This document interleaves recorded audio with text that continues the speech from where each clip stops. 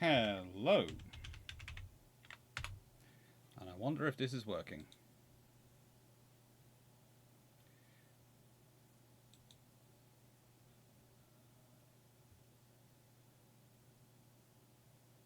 Let's see. I'm supposed to be. It should be starting streaming. It should have. Should have started streaming. It has started streaming. I think.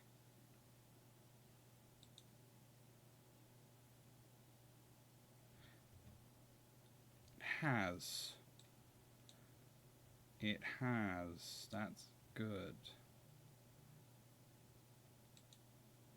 It has. Right then. Image goes away. Hello and welcome to my normal Friday night UAD stream. Hopefully this is working. And hopefully this is all, you know, active, he says. Although I can't hear anything at the moment, so I'm not sure if it is working. Oh, happy days. Let's check. Let's use the old system of checking and then figure out why it's not checking on this system.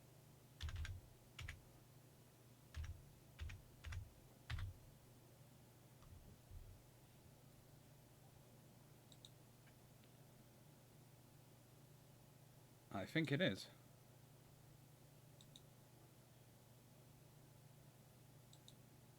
I think it is now working. Hey, by gum. It's always fun. I am apparently live now. Ooh, yes, that's working. Hallelujah. Hello, everyone. Apologies for that. It was fun. I haven't had Iron Brew today. I'm going to blame it on that. I have, however, been having some fun, as you can see set up. I decided to have a little bit of fun. And I'm going to see... Got some necessary nectar. How many, how do I put this? Royal Sovereign-esque battleships a certain battleship I have created today can take on. I created for purposes of a video which is going to be coming out in a couple of Fridays' time.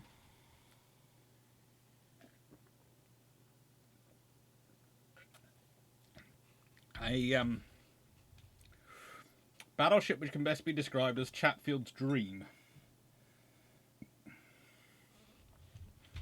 It's got enough 14-inch guns to look realistic for the period, and has enough, and they're all fully automated.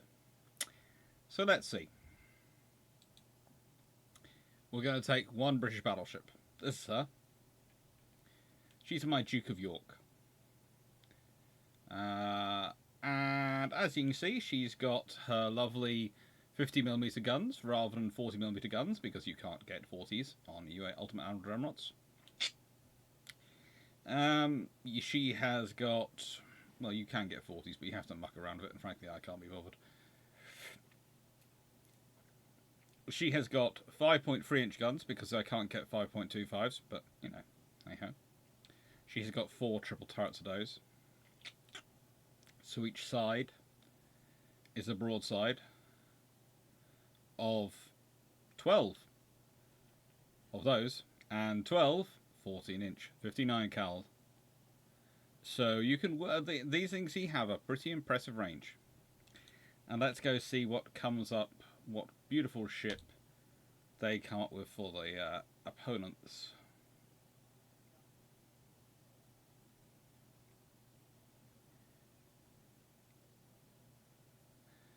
Now let's see how much time I have to spend fixing it. Oh my giddy aunt. What is wrong with you? What is wrong with you? Who hurt you? I'm not surprised the ship is overweight. It's overweight and underpaid at this precise moment. Let's see if I can crank it up to 17 knots. Oh yeah, that's going to be overweight. What have we got that's... Oh, hello, you've got another one of those. Secondary guns, 5.4s. Let's give you another set of twins. I can't fit twins in there, apparently.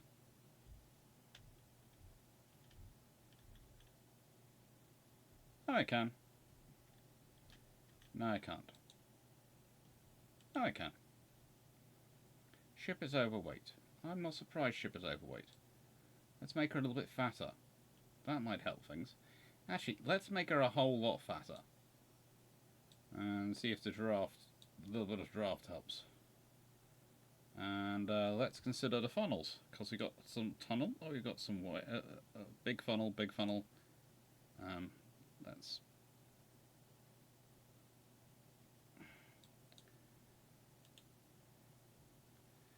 pitch is now at 58.9%.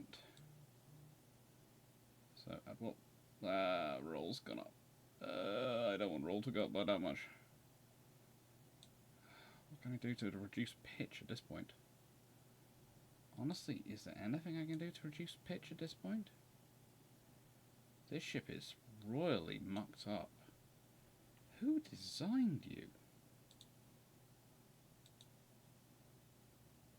Okay. Alright. Oh my, I've given it a bit of an armour improvement. What did they do to this ship? I know Ultimate Admiral Dreadnoughts doesn't really care much. But what did they do to this poor creature? I know it's a game, I know it's an AI, I know it doesn't give a flying hoot. But seriously, there's like... Why do you hurt it so?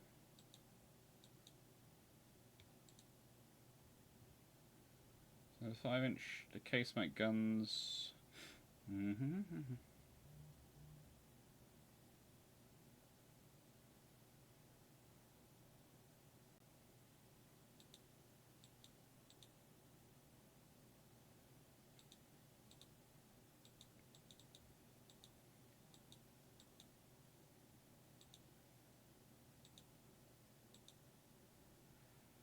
We will standardize, so they're all the same.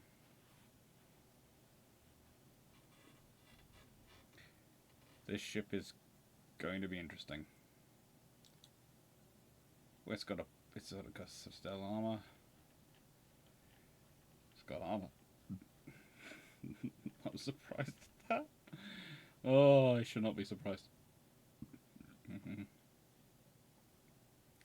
Question is, should I try and shoehorn some torpedoes into it? Nah. It's got enough 5.4-inch guns to make it interesting, but let's see what happens. So, yeah. Let's see, shall we? Turn on the swarm. I think I set it up so there was 16 of them. I'm not 100% sure. Yes, there's 16 of them. So,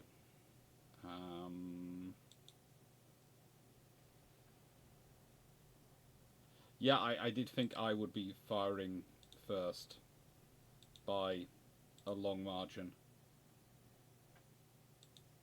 I'm also going to turn this down to flank speed because at 22 knots I still have more than enough speed to outpace them all. I think actually I might even want to actively close into secondary range of them. Let me just find out. So my ranges of things are...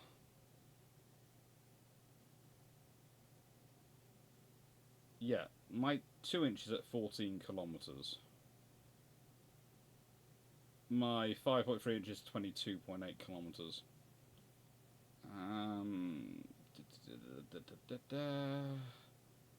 I don't even need to check the 14 inch, I know it's well within range. Hello you, you're...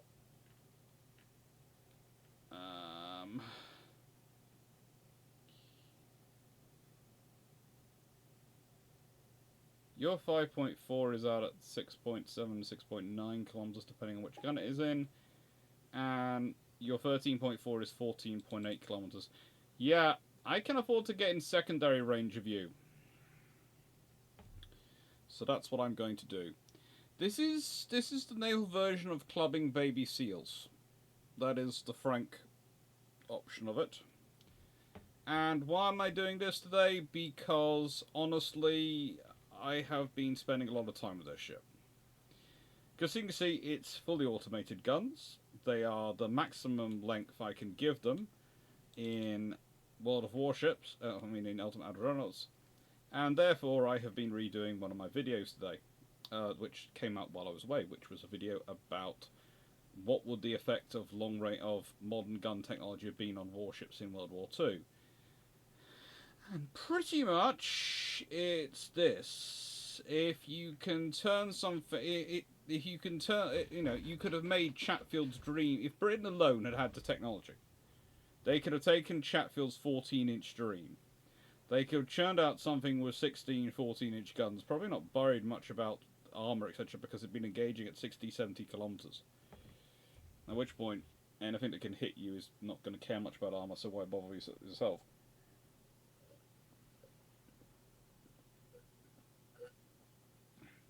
Or you can. I've got a more treaty compliant one, which has 12 of these 14-inch guns. But Duke of York carries 16, and basically her turning up with 16 14-inch guns with a range of 60 kilometres can just about wipe out most people's idea of this is my powerful battleship in World War II. I'm not talking just one-on-one, I'm talking occasionally one-on-two.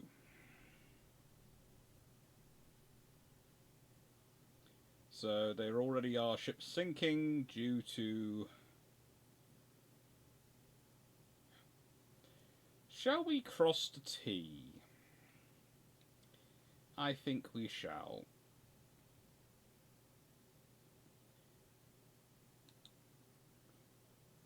Let's just, do this. Let the AI have control for a bit. First time ever the AI is not trying to charge into the centre of a flock of enemy. It's amazing. I've decided all the AIs have been set up to, in this game, have been set up to suit either pre-dreadnoughts or destroyer captains.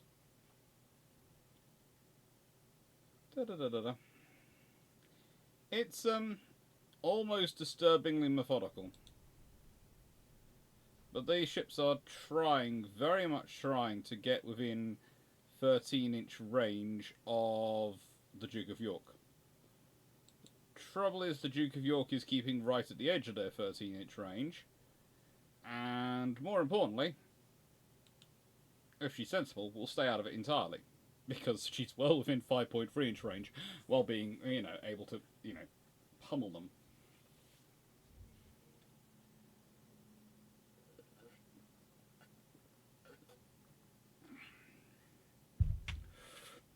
There is a temptation when doing this sort of challenge to just festoon your ship with as many 6-inch guns as physically possible. And only have one larger gun for the sake of it. And basically just go, yes, this is a modern battleship. It has got a single, 12-inch gun on it. And it just massacred an entire flock of them, yes. And that was in no way due to the fact it was carrying 40 6-inch guns. Because modern 6-inch guns basically massacre these vessels. There again, to be fair, it was 6-inch guns which were designed to massacre them at the time they were built. It was always going to be 6-inch guns doing the killing. The bigger guns were about status and about claiming you could do damage at maximum range. The 6-inch guns you carried efficiently as your secondaries were your actual killing weapons.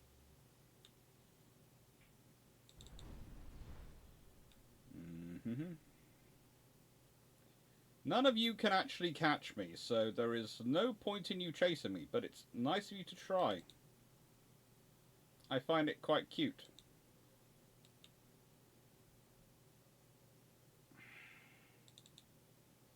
I don't want to get too far away from you.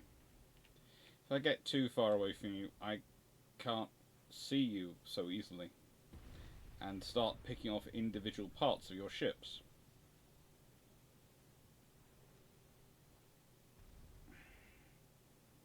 One must comment as to the bravery of these electrons.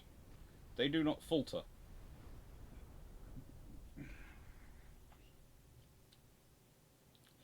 One suspects real humans might be less so inclined. Although, I have made my UAD turpits surrender twice today to this ship. The first time I was in shock, so I did it again, and it happened again. Basically, it just caused such a loss of life that the crew surrendered. You know, the thing that the German Navy didn't actually like to do in World War II? It actually took the effective decision of, you have lost enough of enough crew. We will surrender at this point. We're not gonna go down for a ship or try singing it. We are just gonna go.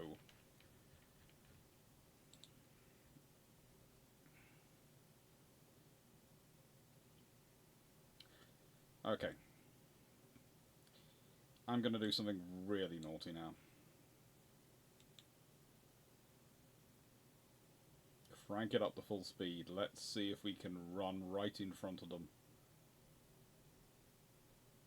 What happens when we do? So tempting to run straight down the middle of them. But you see, there is the theoretical that they could actually... A few ships have in the past, when I've done random things like this, have just done the suicide scenario of slamming into me. And... honestly enough, that was usually Royal Navy ships when I was fighting Royal Navy. And so I don't do that anymore, because I've learnt my lesson. That the computer has no qualms, and has no objections about ordering people to their death. I'm going sufficiently fast.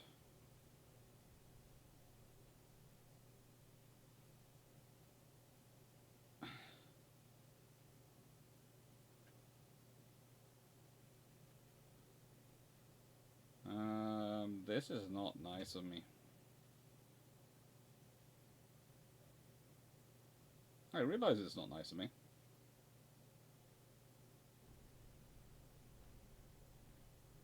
They keep firing me, which is very good of them.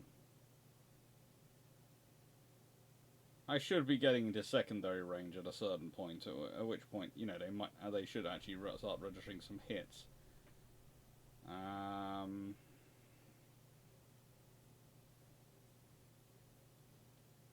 I don't know if they've... Let's check my armor plating. Can I see any damage? No.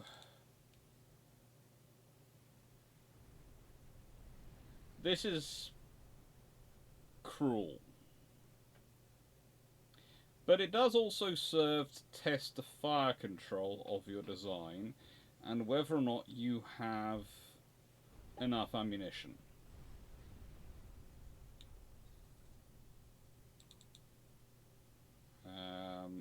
I think there are some ships still alive.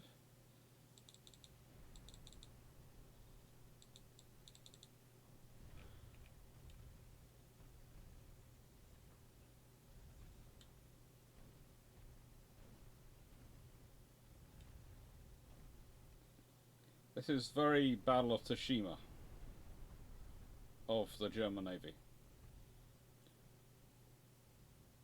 Less surrendering going on at this point.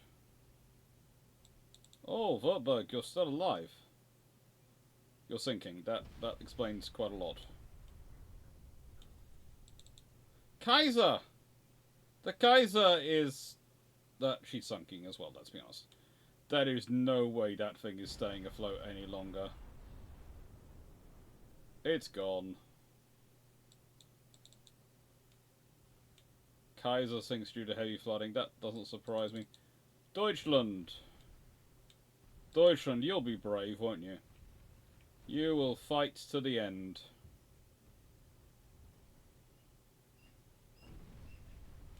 That's just... No. No. Hello, History Vanguard. Flight back was fine.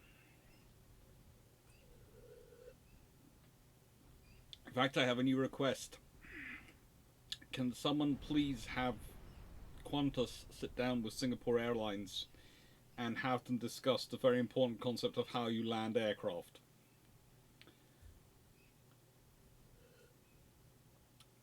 Singapore Airlines never once made me feel like I was about to drop out of the sky. It almost felt like it was gliding down and just gently went, "Hello, we've reached the ground. Let's disembark now." Whereas Qantas landing was more of a case of, "Oh, we've landed! And I do know, because my teeth have come out my head."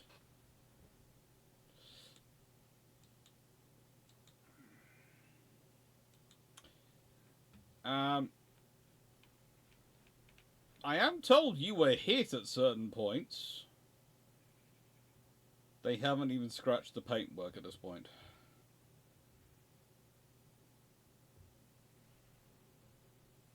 And now the 50mm is getting involved. Well, you know, there are more embarrassing things to be sunk by, I suppose, than the 50mm. I think the Brandenburg is the last one afloat. It's the last one afloat and fighting. Okay.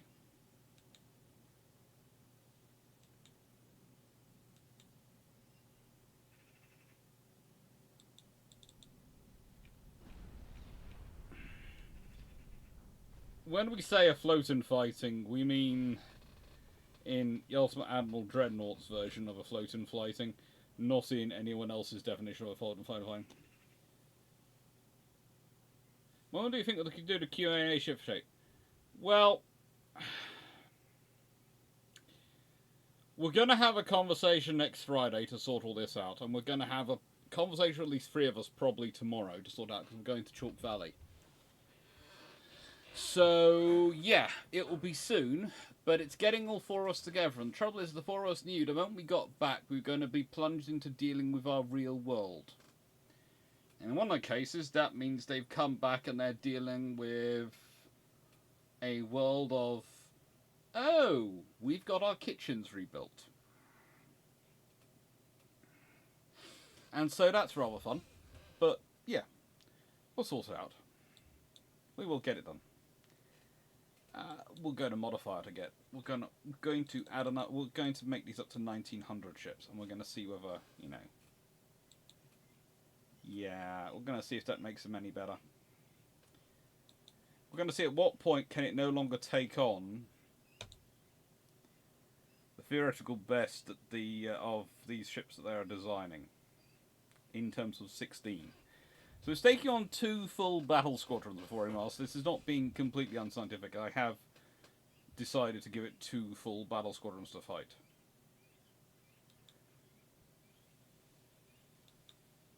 Why?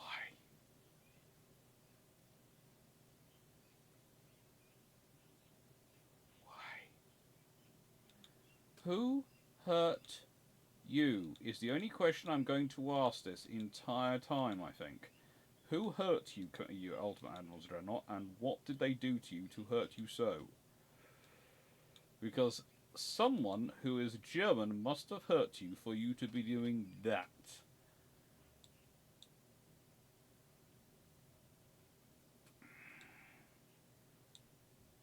Let's give them veterans.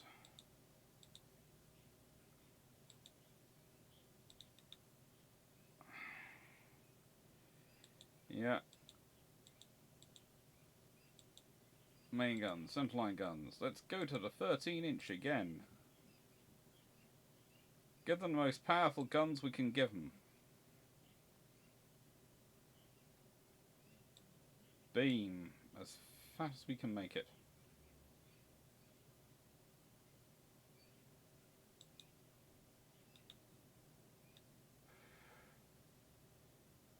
That should work. Ship is overweight. It should be at this point. What can I do? Draft. slightly deeper than it's supposed to be, but, you know, the nicest way.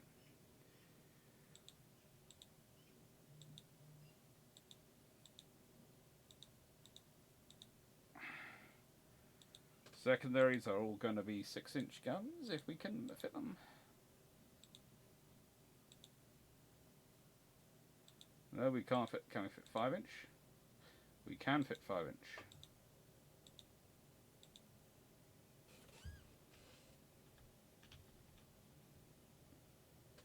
Can't apparently in this space. Okay. So 5.1 inch. What's their current caliber? Oh, they're not going to be 45s. There's no way they'd be 45s. I want 5.1s, and I want them.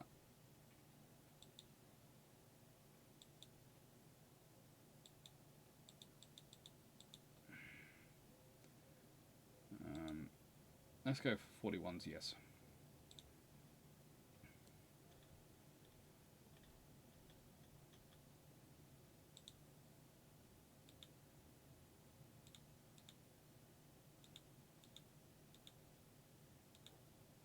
And I'll sort out the weight after I've got through here.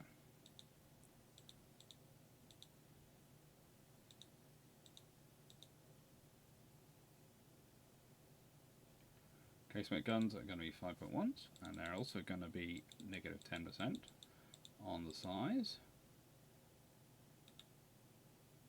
So they're 39s, they're 41s.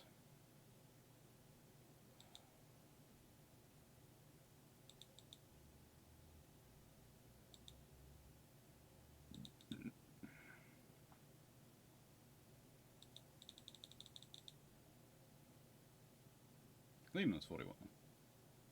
Oh, they're now 41s. If I plus them with 2% length, they become 41s. Okay, ship is now overweight by 1,000 tons. That doesn't surprise me. They have got a stereoscopic rangefinder, apparently. We now have that.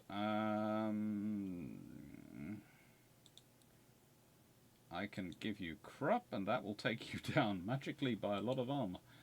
I can do that, and that takes you up by that takes you up a bit. Right, and I need to try and make you lose weight. Standard and a veteran. The troop, the sailors, yes, standard. That should keep you going. And I basically do need to find something to fit there. No.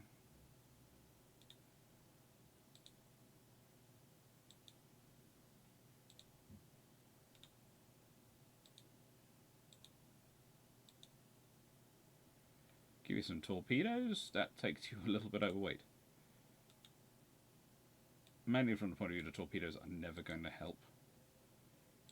Add in some 3-inch guns. I wonder if I can add in those. Oh.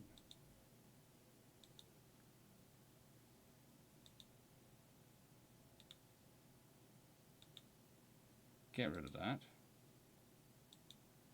Add in that.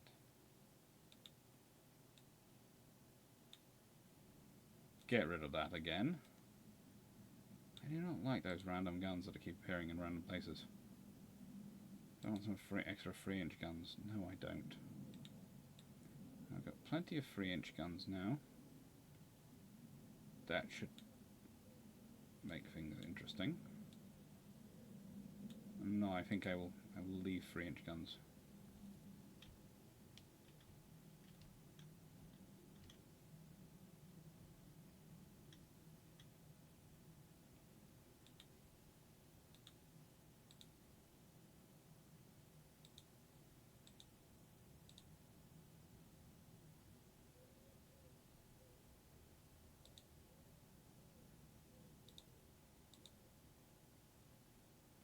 Nah.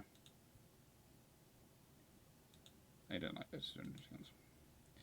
Ship is overweight by 100 tons. Who'd have thunk it with all the weird stuff I've been doing to this ship? It's overweight by 100 tons. Now, theoretically, there should be enough space. Engine efficiency. Woohoo! We're no longer overweight by 100 tons. It's amazing what can happen when you start looking at your figures and go, really?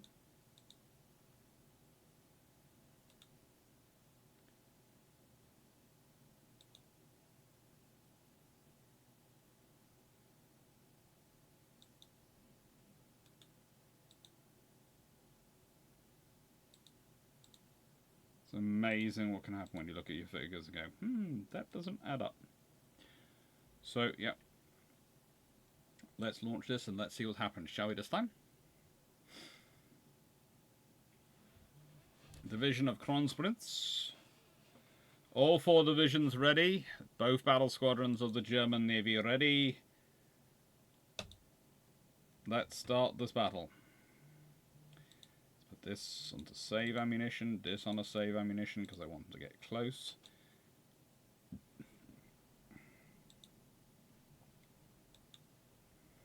And yeah. Hello, Ali. What's happening? Well, I am currently doing a very exhaustive experiment to work out how many older generation ships can this take on. And what I do is I keep going up in 5-year increments. So this is with 16 14-inch guns. Auto firing, and they are the maximum long range guns and the length of caliber you can get for the 14-inch gun, and I just want to see just how effective they are when it comes to long range engagements and kills.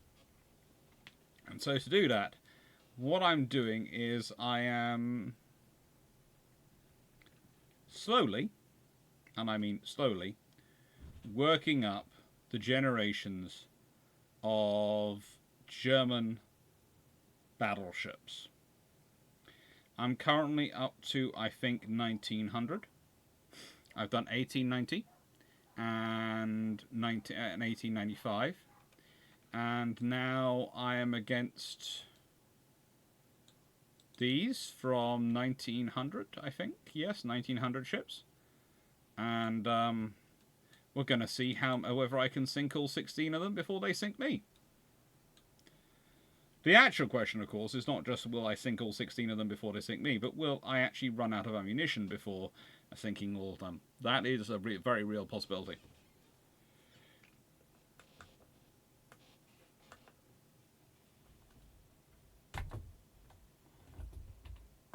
That reminds me, I need to get a new one of these. My ring light is still not working, and if I'm going, whilst I can get away with it right at the current time, I will probably need a new one. Hey, yeah. Well, this is more the modern tech. So this is if I added in the modern technology, and particularly enough to make this work as I really like it to work. This one has certain other advantages added to it.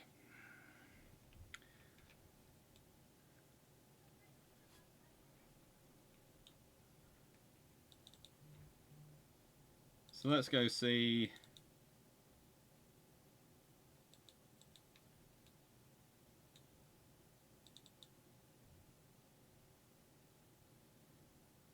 There's a 3-inch, there's a 5.1 inch, there's a 5.1 inch of 9.1 kilometers. And at what point? Oh, this is new. The 13-inch now can reach out 21 kilometers. So the 13-inch guns they are armed with can reach out 21 kilometers that I've armed with them within the game.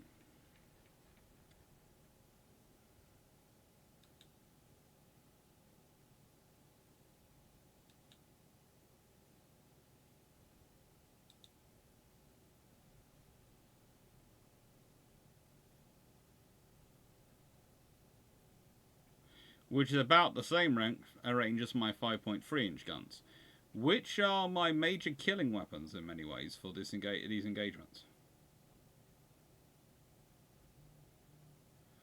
So, this might be the first time I get into serious trouble. I was thinking it was going to be 1905, but yeah, there's a possibility in 1900 I get into issues. So you work out how much of a technological advantage this is. I'm fighting 2 full battle squadrons, remember again? 16 ships. At the moment, the AI is fighting 16 ships, but, you know, it's doing a okay-ish job for the moment. Now, I am, of course, trying to cross their T. Any I sink on the way to doing that is just great advantage for me. Other advantage I have a broadside of 16 14-inch guns. And very, very thick armour. They have 13-inch guns.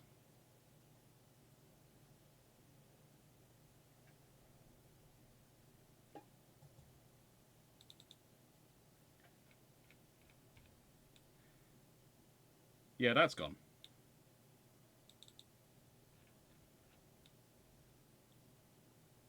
Basically, my advice to any of these ships is do not stand out in any way, shape or form, because my gunnery officer is just going to start picking you off as target practice.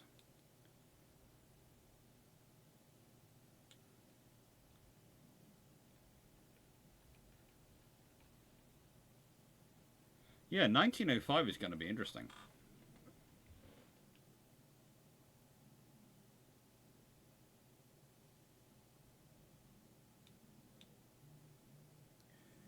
And I'm currently doing this all at cruiser speed. At cruising speed. So 22 knots. Could go full 28 knots if I fancied. If I really wanted to muck up their aiming.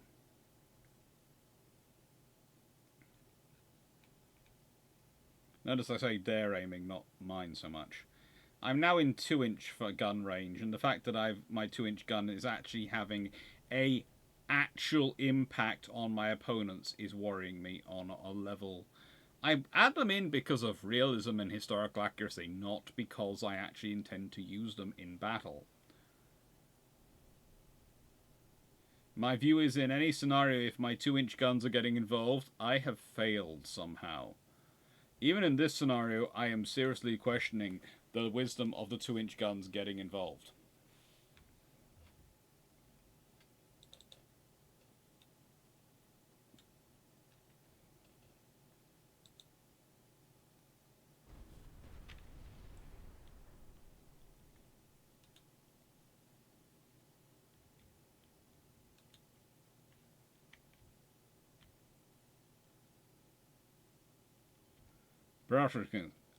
If I was Wettin, I'd be slightly worried. Look at Wettin going, I will keep going. I will continue leading this formation on. The rest of the formation is over there, hiding behind Wettin. Wettin is just bravely carrying on, and the rest of the formation are going, yeah, Wettin, you can go up.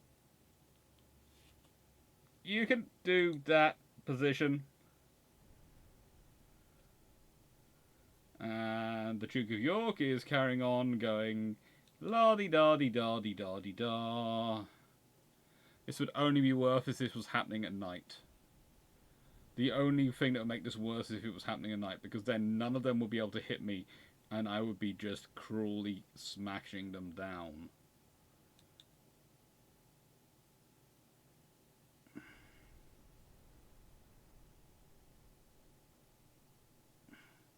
Hey!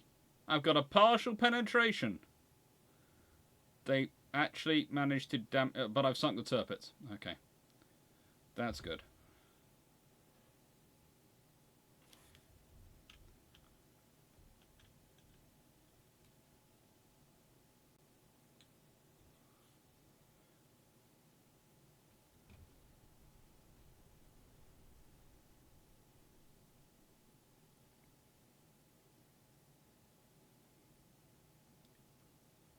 Honestly, it is turning out to, if you get close enough, anything can hurt you. If you get close enough to that thing. And they are managing to hurt me, and it's mostly my own fault for getting this close, because it's not on AI control. And the AI is going, nope, this is nothing to do with me. Once this is not the AI leading me into damage. This is me leading me into damage, because, frankly, I just wanted to see how quickly I could kill them all, and whether I could shake it all off. And I can. Duke of York is going full on Taylor Swift. I wonder if that makes it the Duke of Swift.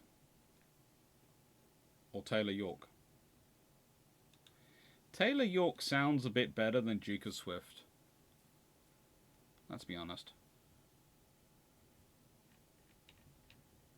Do you want to sing about shaking off now, Duke of York?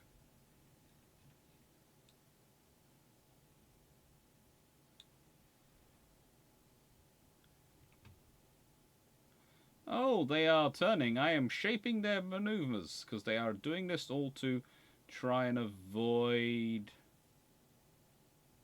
being eaten up by me.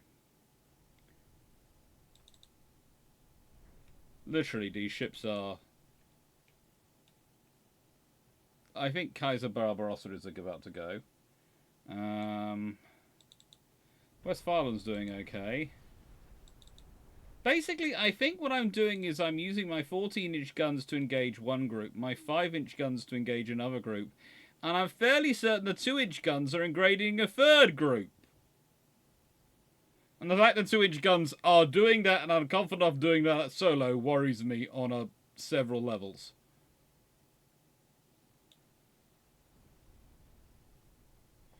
Not sure I'd even have the 2-inch guns manned in a surface engagement. Especially not against battleships. Even battleships like this.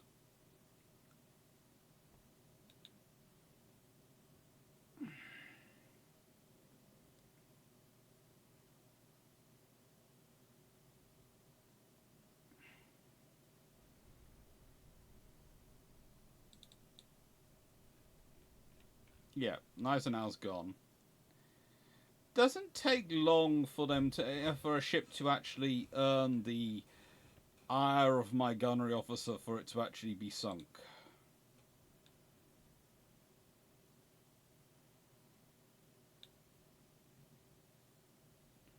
I'm mainly worried about looking the ammunition stockage. You know, if you look down the ammunition stock there, I'm mainly worried about watching this. Yes, Dalrymple Hamilton would have enjoyed this. This kind of advantage would have made Dalrymple Hamilton very, very happy.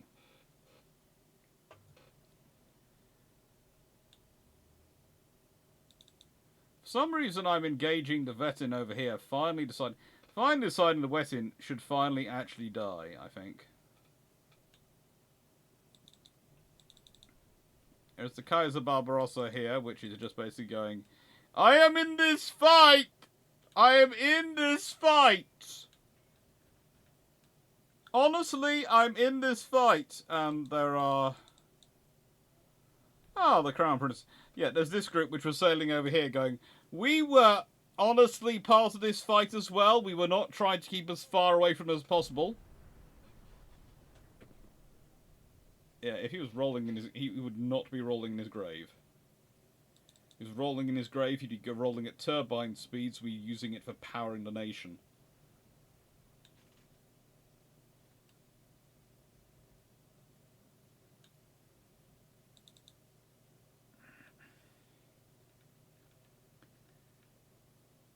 There again, every time someone says things like, you don't need carriers to defend the North Atlantic, I look at them and go, what kind of drugs are you on?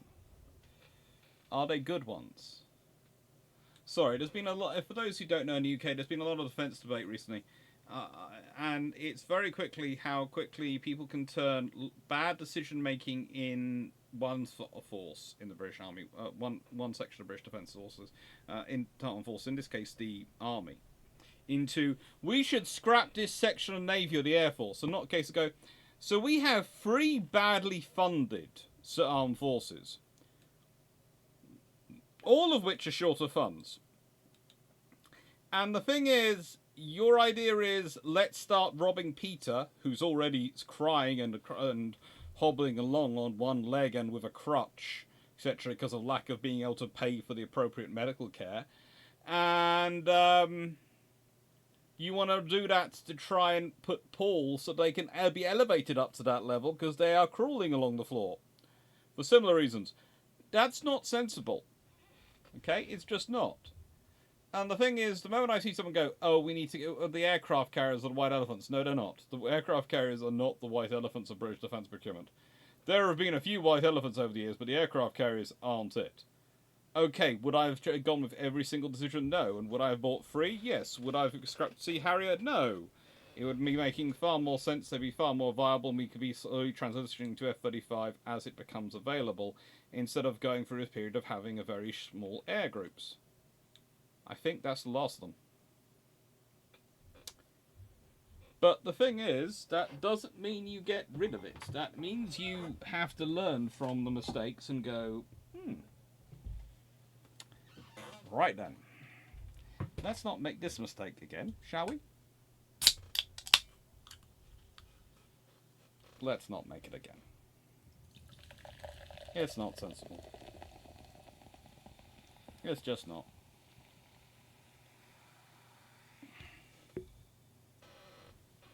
Right then, let's not play this battle again. Let's move these up to 1905. We'll leave our ship as it is. Doesn't she look pretty? And let's go see what we're designing for the other side. Let's start off the auto design and see how bad it gets.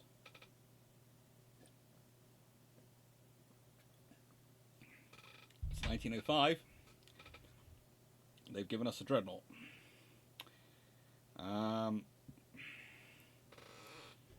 Well, they've got 12-inch guns. I'm not even sure what that was there for.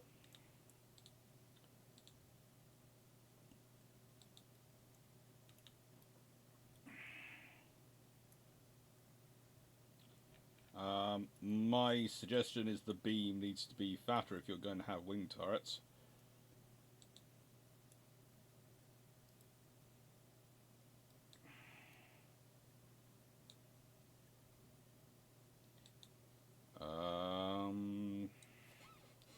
Can anybody? Oh, well that was silly of them, wasn't it? Fine with. Oh. That's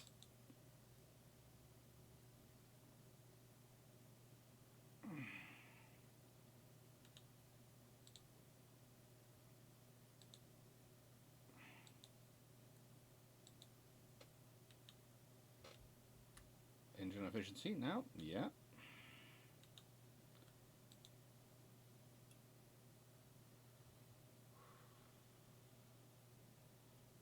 Okay.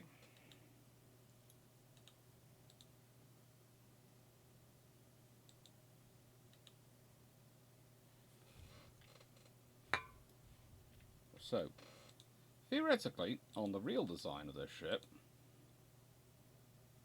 they get 6. Now, I'm just going to say, I think that's mighty impressive.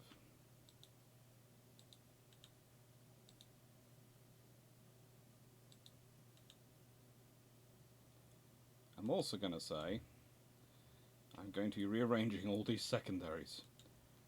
Every single frigating one of them. Right then. They're the centerline ones.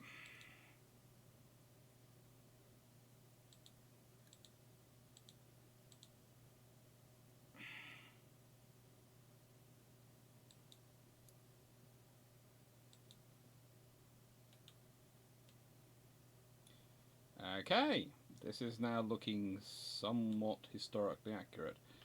Apart from they didn't get to 21 knots a day, they got to about 19 knots.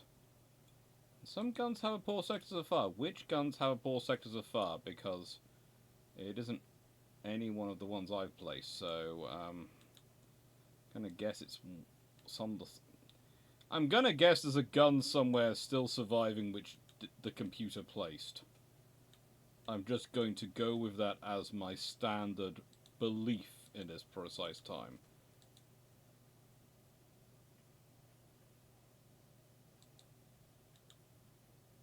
This is going to be my standard operating procedure. If in doubt, I believe it was the computer that's mucked up.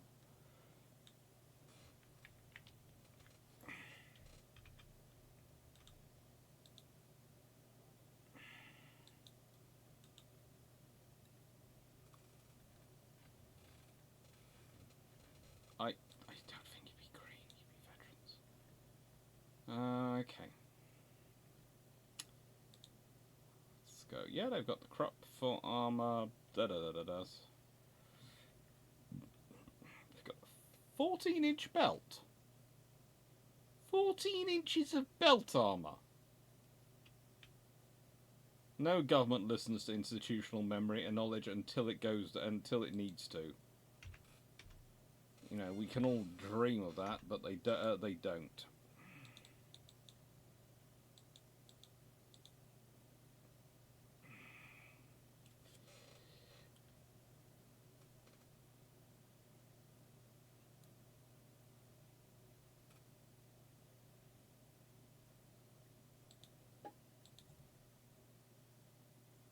Mildly historically accurate. Let's see, they have a range of 16 kilometers. Secondary guns. I don't have space for any secondaries on the top deck because of the layout we have.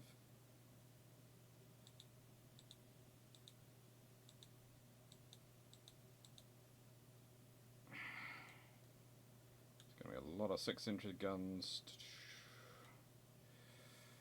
And we want to have 3-inch guns.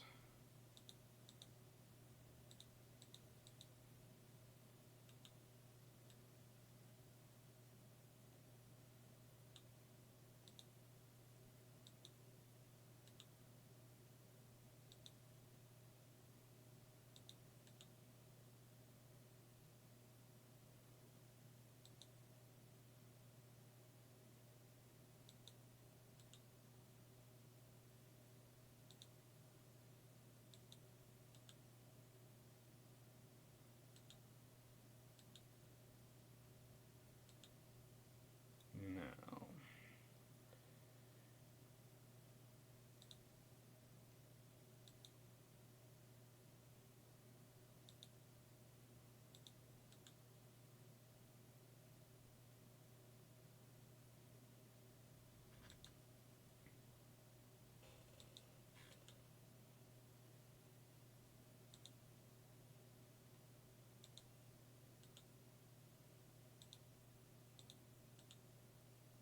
no.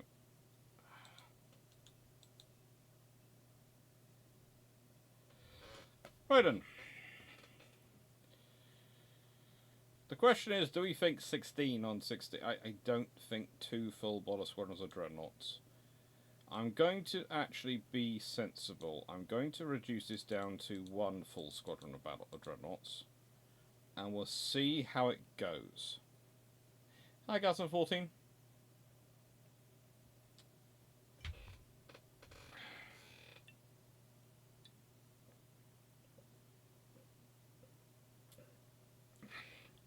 In my experience, let's put it this way. You always have to worry about politicians who have once-in-a-generation plans. They tend to believe they're the only ones who can get it through.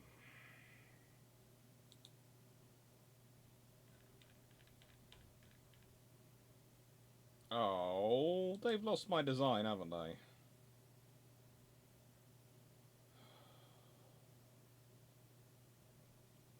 Oh, that's less bad than the previous one was.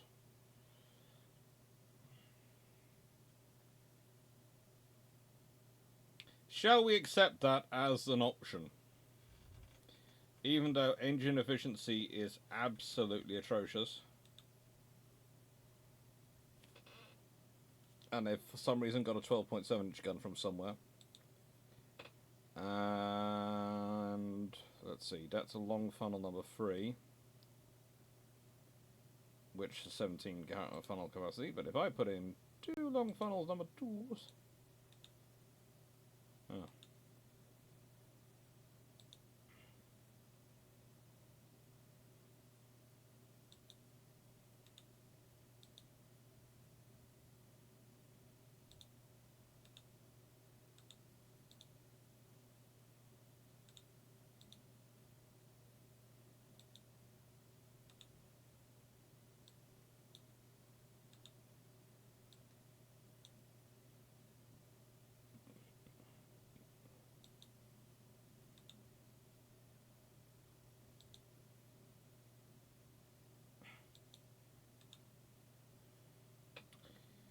Da, da, da, da.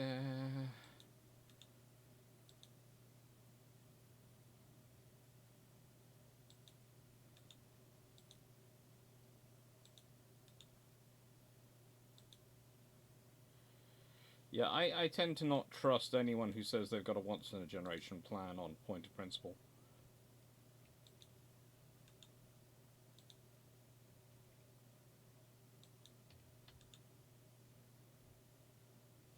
Every once-in-a-generation plan in my book has been problematic. Yeah, it's got wing turrets, the back end is horrifying, but, you know, it's quite funny to look at. The ship is overweight. Yeah, I'm not surprised it's overweight.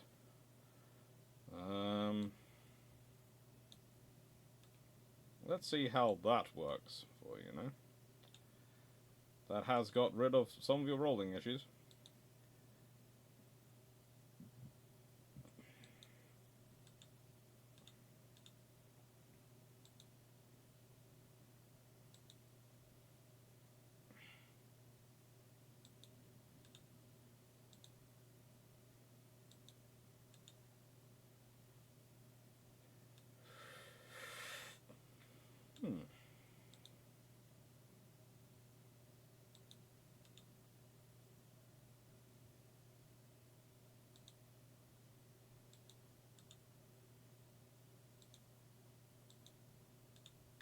Did anybody find me? That's good, and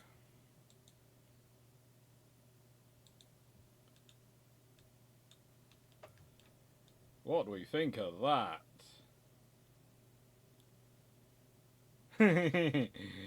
Yeah, I know. It looks like someone's had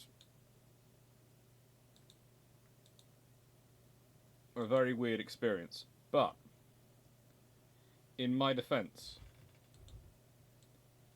it is rather cool.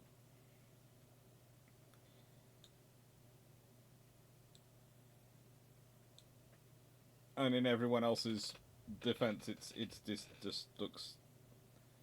This is just gonna scare the bejesus out of someone.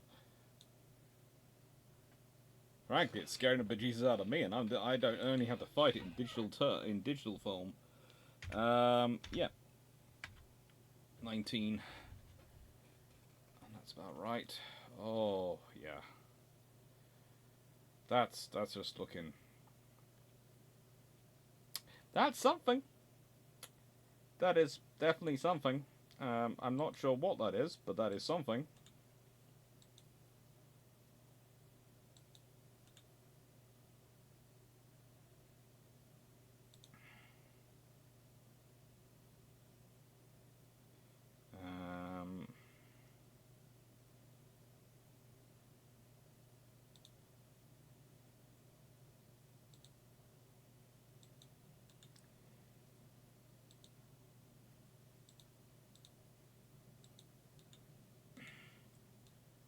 Oh yeah.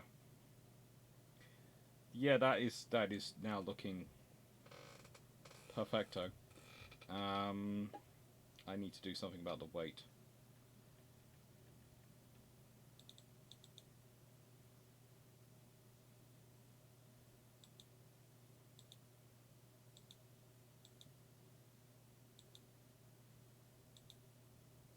Yep, that'll do. So, shall we launch this and see what this?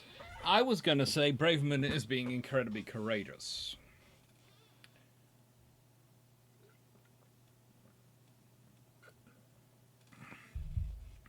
I'd also say perhaps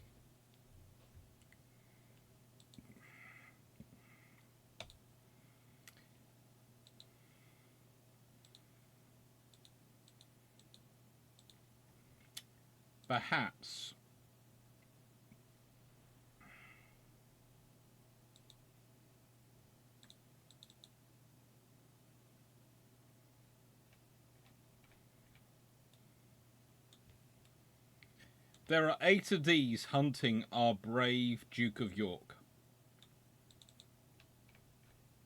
Now, actually, that is possibly a fairly formidable, although I do notice I've forgotten one of the casemates to put a gun into one of the casemates.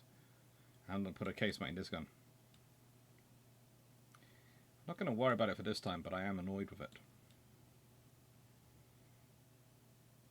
That is a lot of firepower. That is possibly an American amount of firepower. You see that coming towards you, you know it means business.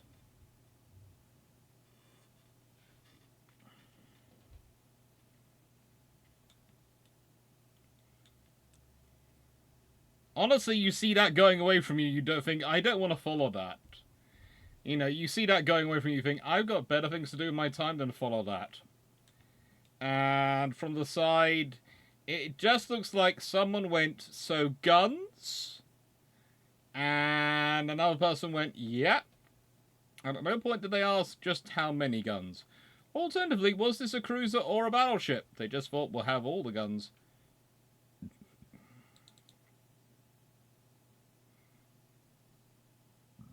I have no idea what you're doing, but, you know, keep on doing it at the moment.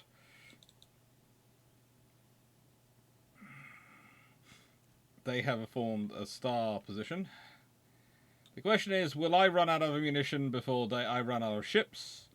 Will I run out of ship before they run out of ammunition? What is going to happen? I don't think I can do my trick of charging straight through them as I did with the pre-dreadnought. I don't think either Sovereign type or Steam Battleship type are good for me to are the same as these.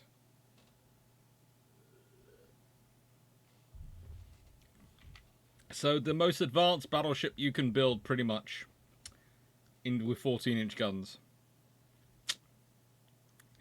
in 1940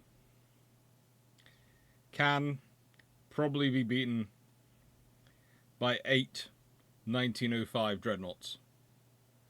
I do need a standoff, and I will continue standoff, but I will run out of ammunition, I think. Trouble is, if I stand off and I go at maximum speed,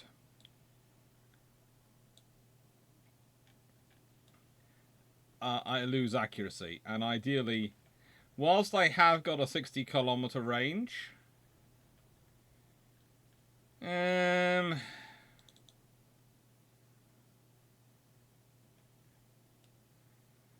I'd prefer to be hitting my targets. But basically, I am facing 200,000 tons of battleship. But I can also go at my cruising speed of 22 knots, and I'm still faster than all of them. By that joyous figure of 3 knots, which tends to allow me to control the battle.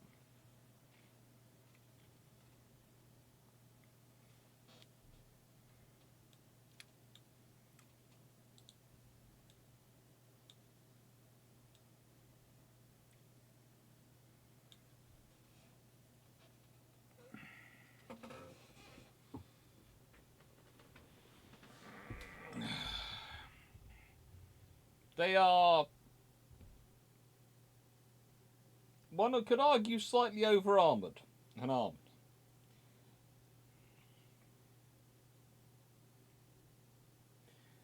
But they are German dreadnoughts come out to hunt a British super battleship which has come back from 1945 or something with radar and all the sort of thing that is trying to get out of the Baltic. And the Germans have sent, well, honestly, their 8 oldest battleships to engage it, because they're all they have available. But they are surprisingly heavily armed, carrying 12.7-inch main guns. Many of them.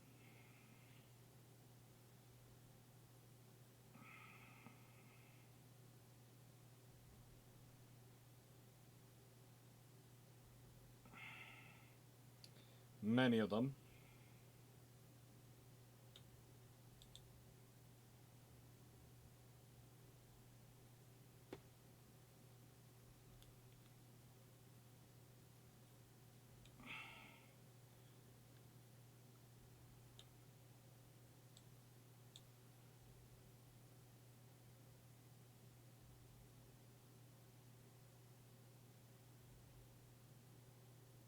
I know I'm doing something which you never would actually do in real combat, but I'm just going to see if it works here.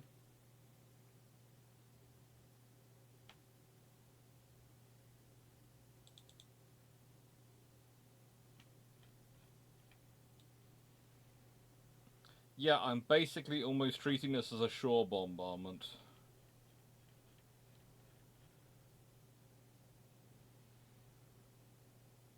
The moment I get within 5.3-inch gun range, I'm starting to move. But, you know.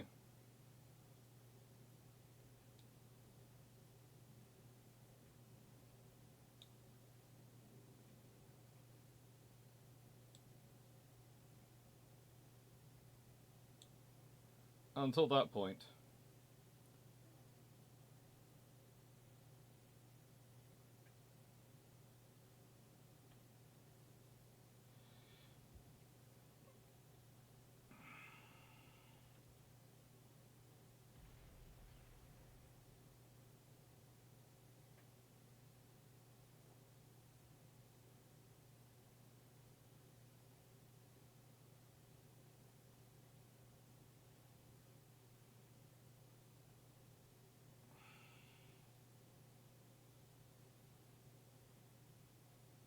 I think one of the troubles is it does seem to be spreading its fire around to whichever it decides it can fire at best.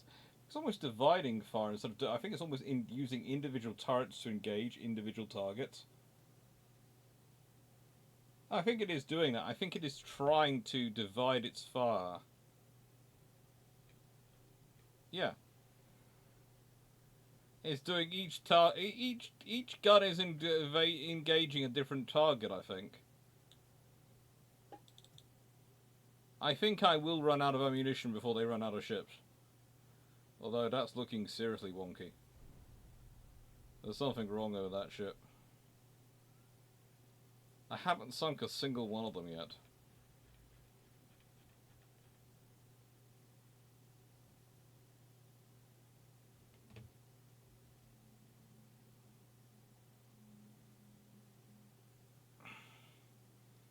So there.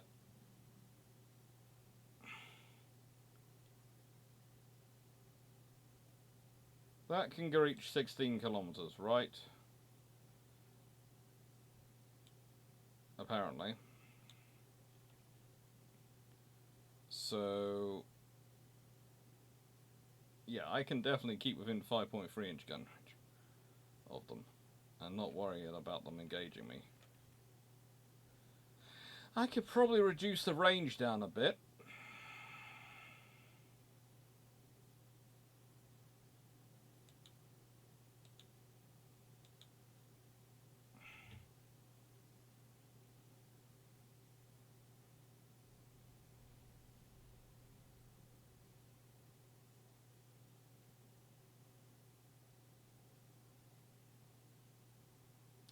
Let's see, how are they doing? There's a couple of them on fire.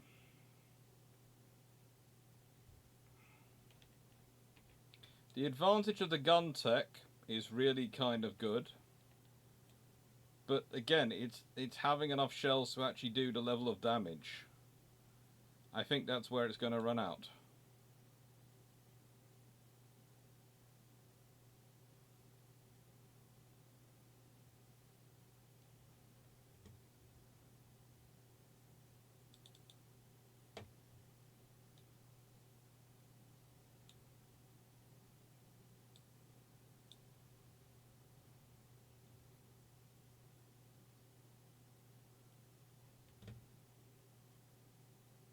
I am now stationary.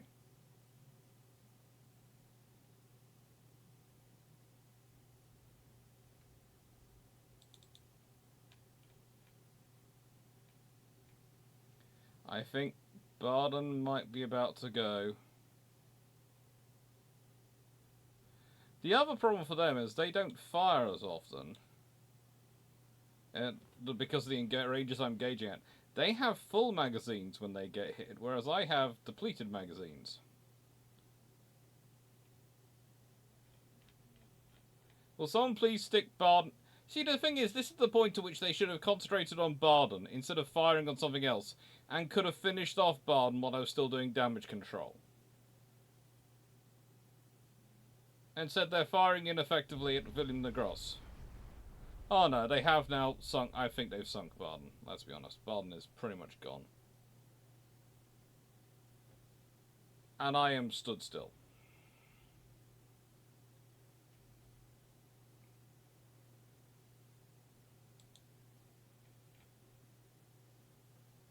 Again, another round hitting Baden will be kind of sensible at this point. Yeah. I'm not sure if I trust you to be sensible with your firing.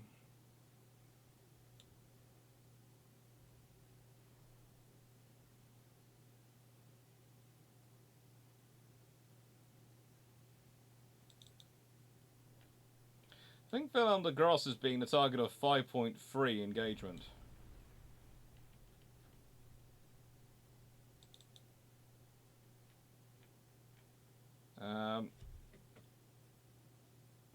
So if your ship was roughly 40% structurally viable and only had 3%, 4% flotation... Oh, actually it's doing better. Flotation's coming back. It's amazing how quick flotation is coming back. And it's getting hit again. There's a lot of fire. Where there isn't water, there is fire. So let's be honest, perhaps the water's a good thing, because that's stopping the fire spreading.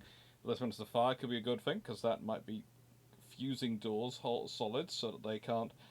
Oh, there's a lot of fire in that ship. I would say if that ship's not lost to fire shortly, then frankly, there is a miracle going on.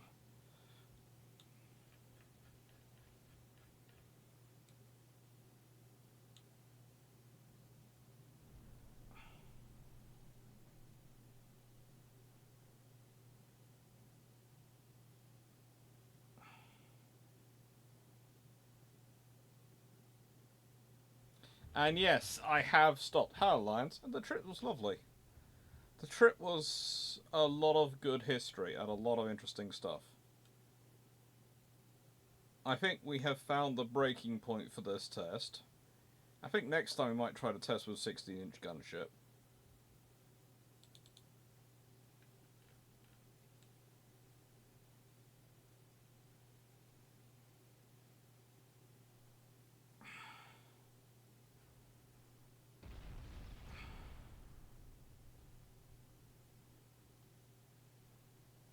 Oh, I think Schleswig-Holstein might have been taken out with the 5.3s.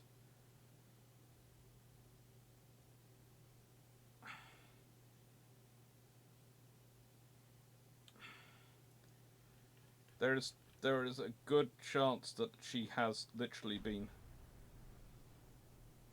rendered pointless.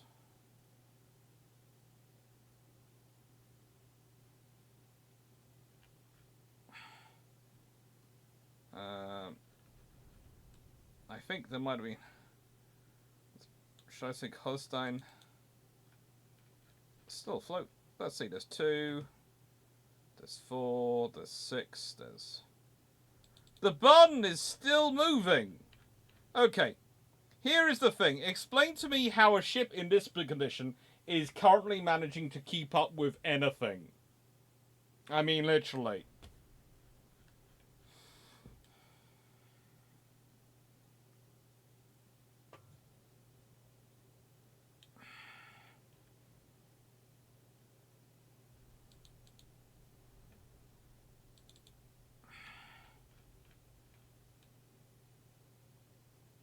And yes, I'm not sure if this is the ultimate demonstration of just not caring, but we are now in 2-inch gun range.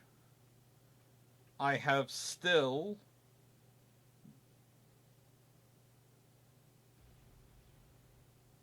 not restarted the engines. The Kaiser de Gross is the first to start sinking. Somehow, I'm not sure what happened to that. But the Baden is still afloat. The Schleswig-Holstein is still afloat.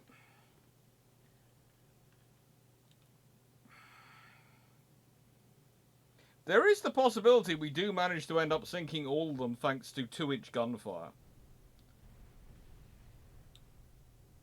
Which is theoretically possible in this game, although not something I would recommend at any stretch of the imagination.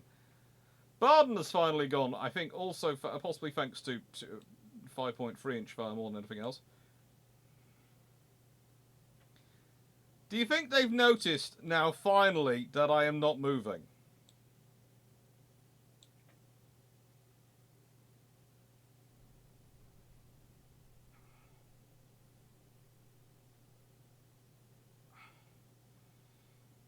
Yes, they finally noticed I'm not moving.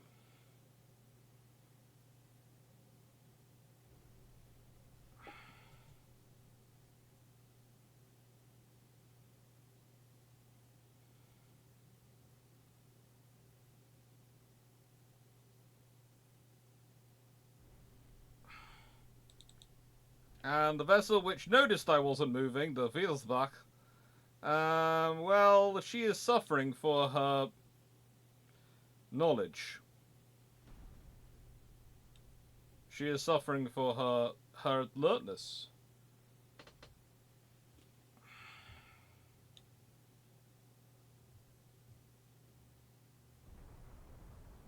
Can't afford to have an enemy who's actually alert to what's going on, no.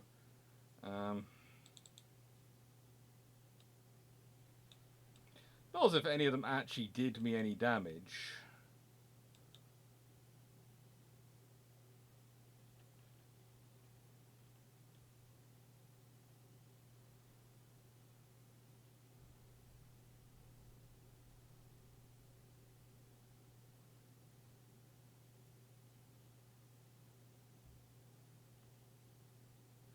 And yes, I am, by sheer coincidence, heading in the direction of Schleswig-Holstein and the Kaiser de Gross.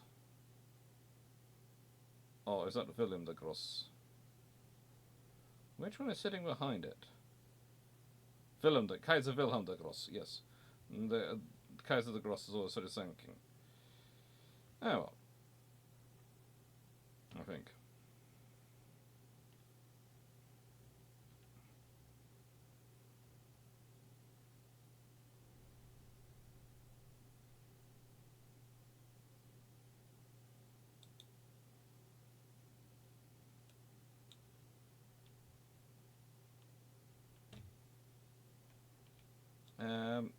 I don't think this one's gonna survive much longer.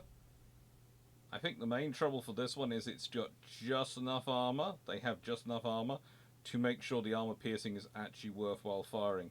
One of the things I should have probably done with doing the pre-dreadnoughts earlier, which I didn't really think about till just now, was maybe I should have loaded entirely with high explosive. That would have probably killed them a bit quicker.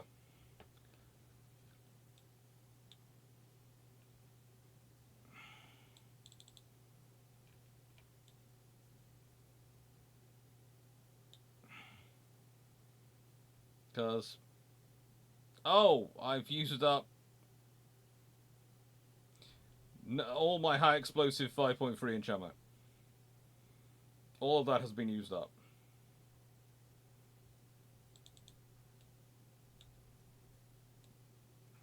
I'm now onto the armor piercing 5.3 stuff.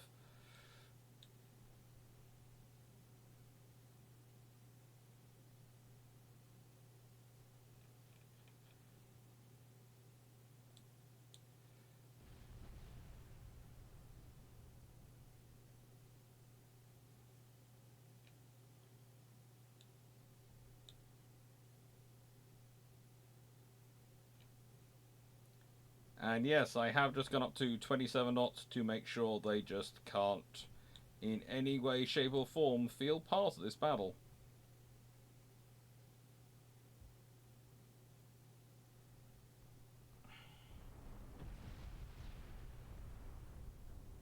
Who let the cats out? Who let something out, definitely.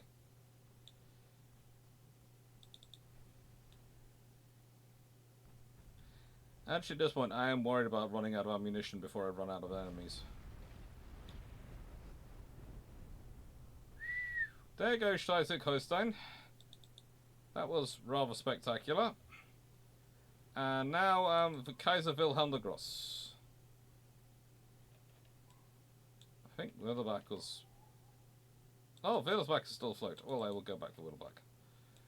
I went this way because there were damaged ships this way. So, we think Wilhelm de Gross is going to do well this fight, or do we not think Wilhelm de Gross? Because I'm quite amazed that Wilhelm de Gross is still firing, when you consider the angle the ship is at. I mean, literally, the fact that in 1905 any of those guns actually gets to a point at which they can fire back at an enemy is a feat of science, engineering, and the ability to bend physics. Sorry.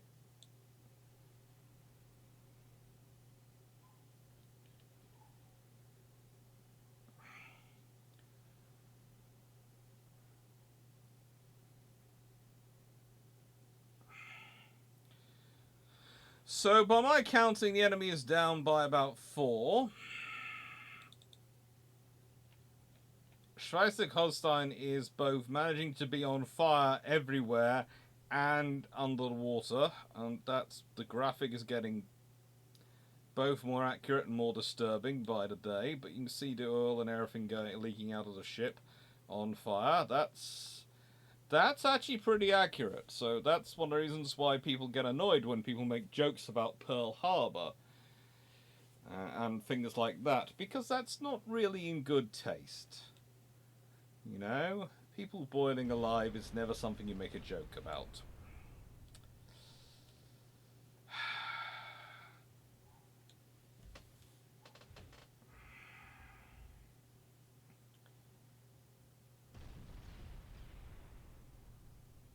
Yeah, Wielsbach is gone. Again, heavy flooding this time, but I'd say fire was a significant part of it. I'd definitely be abandoning ship about this point. And now we have 3 left.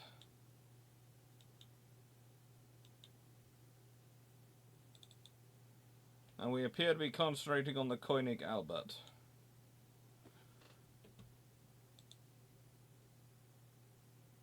We do not have much in the way of... Oh, good lord, we could get... We're well within 5.3 inch range.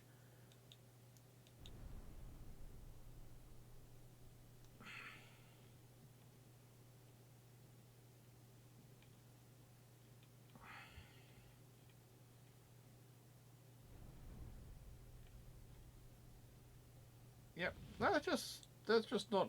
The Koenig Albert is just not in a good position because... Although, I don't suppose it's not in that bad a position. I thought it was more separated from these two than I realized than it is. The Alsace, and the Furgen. Koenig Albert's gone. That is a vessel which is going to be no more very shortly because basically that's flooding. Because they started sinking on one side and then they got hit on the other side, which wasn't sinking. It was just generally cruel.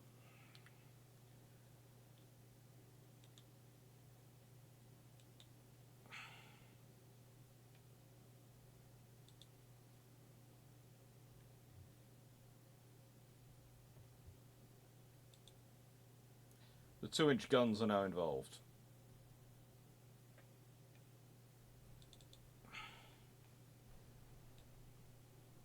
The fact you are technically undamaged at this precise moment.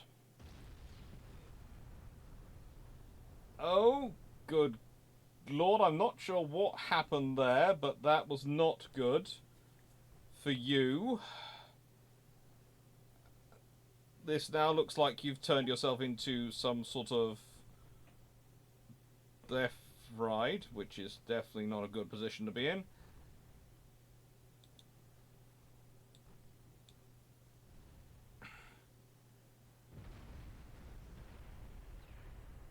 Oh, ow, ooh, good lord. Oh, sheesh.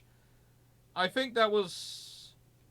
that was 5 out of 6 turrets just went. 5 out of 6. Howzer. Sheesh, no wonder that vessel's gone. Where's the last one? Furrigan sinks through. Oh, good lord, that's another one. Oh, weesh. Yeah. So, yeah. It can take a full battle squadron, but I think 2 full battle squadrons it would have run out of ammunition of. Okay.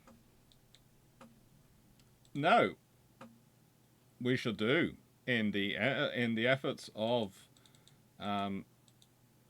Venice, and to see at what point do we get destroyed.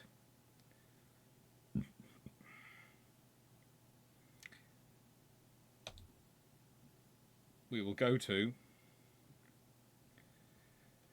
So yeah, 72,000 tons. This is you can see the belt, 17.3 inch, 4 inch inner deck, 6 inch inner belt. Fairly heavily armoured vessel. Not something I'd want to really fight. Our opponent. In the biggest dreadnought they can get. With speed of 21 knots. Auto design. Let's see what they give it.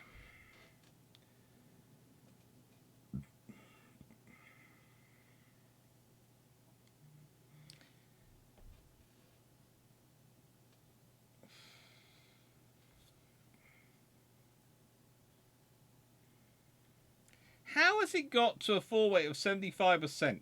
Okay? How?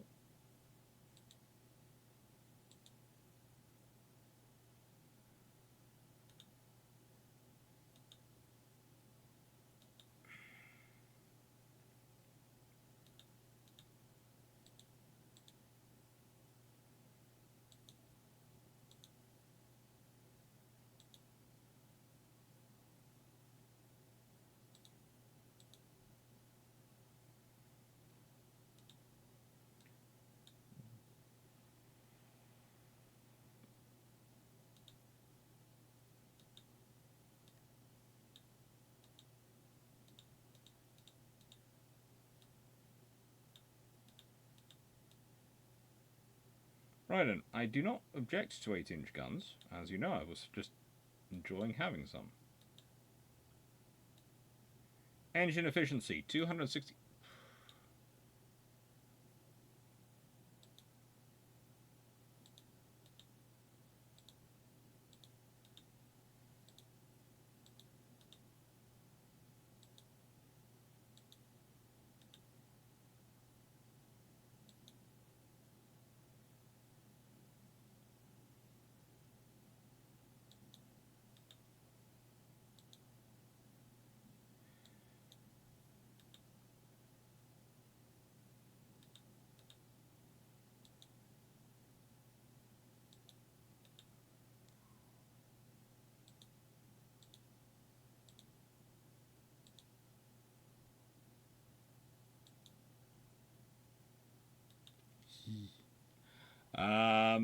I may have accidentally made some of the most powerful battleships ever known to mankind.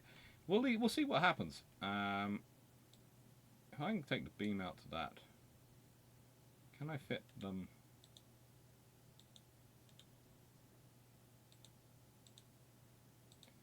You can all probably guess what I'm trying to do.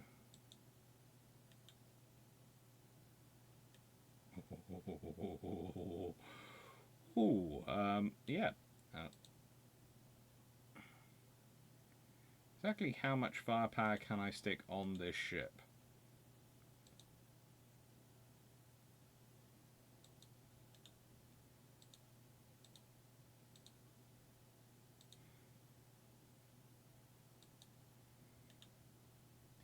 So, yeah.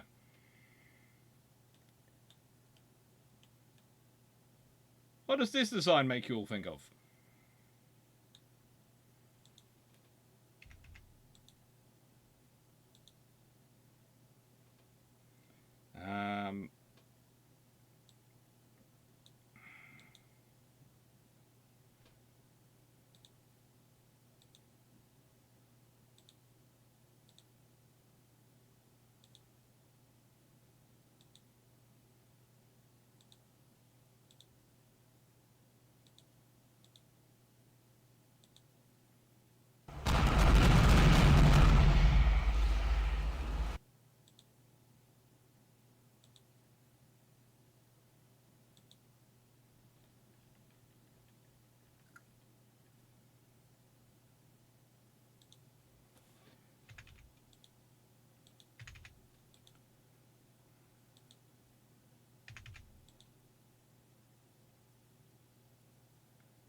So we're 3 tons overweight at the moment. Let's see what can we do to reduce weight a bit more.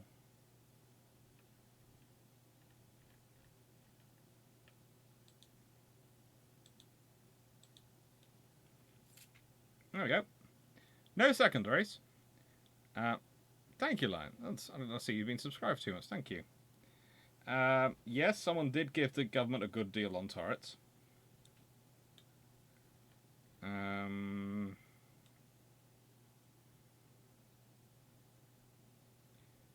A very good deal on turrets. So this vessel has a broadside, broadly speaking,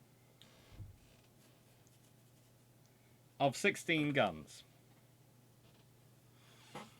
It has the ability to fire 8 guns forward, and theoretically, if you really want to take that, you can fire 12 guns aft.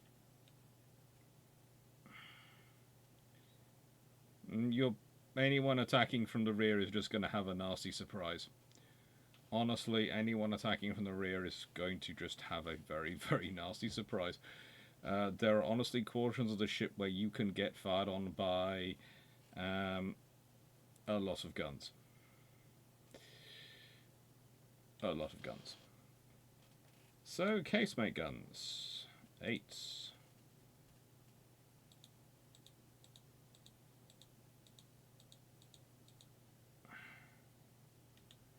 Ship is now overweight.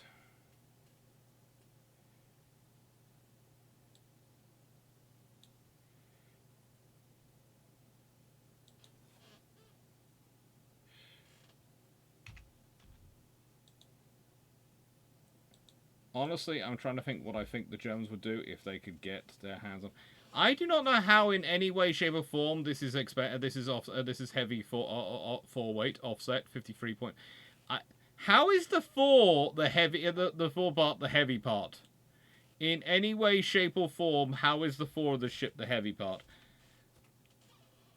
Considering just how many guns I've got sitting back here, but we will humour them.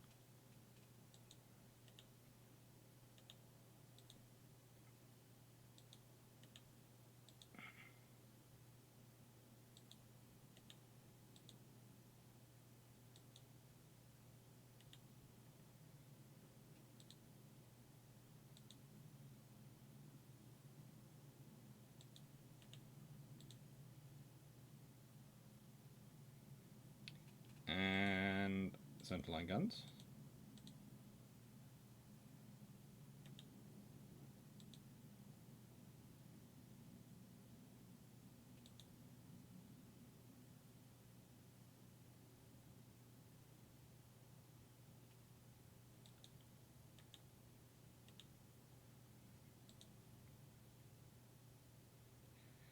And let's see, can we put in a barbette?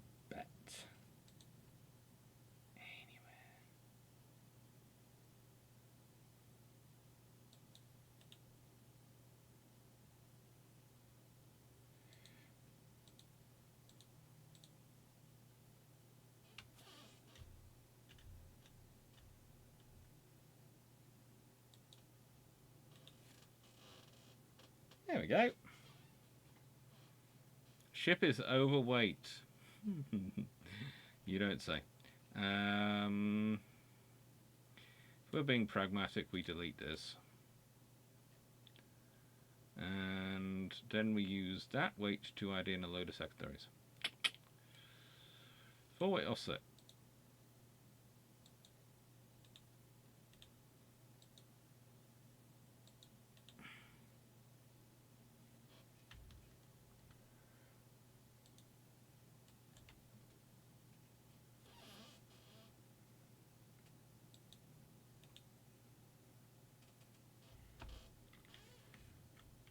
Yeah, that's starting to look more natural. And the 4-weight offset is down, so yeah. It is a shame you can have radar but not spotter planes, but I guess it's aerodynamics and introducing them. You can use destroyers as spotters. I put 8-inch in the cases, just because I can, basically. Honestly, I put in 8-inch because I can.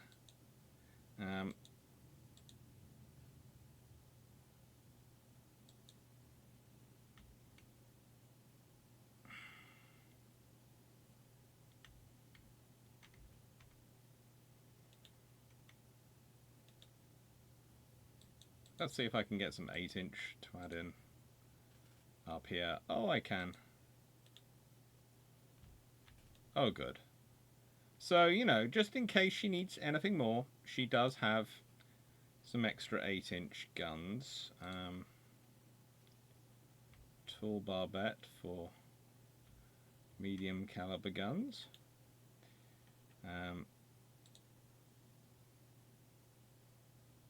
Small gun.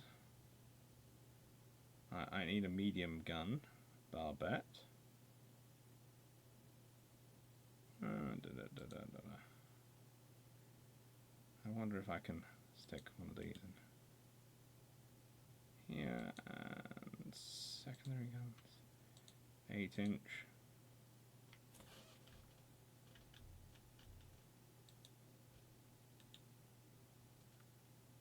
Oh, that's also taking the ship overweight. That's just terrible. Ship is overweight at the moment. Ship is... I'm somehow not surprised the ship is overweight. I will be incredibly surprised the ship isn't overweight. But that's going to do. Well, I could drop the crew quarters to the cramped.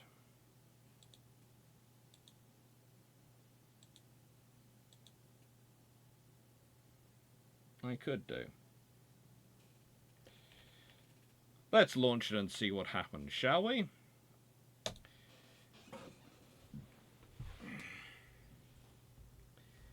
The options for this are, well, running out of ammunition or getting pummeled. It's again 1 versus 8.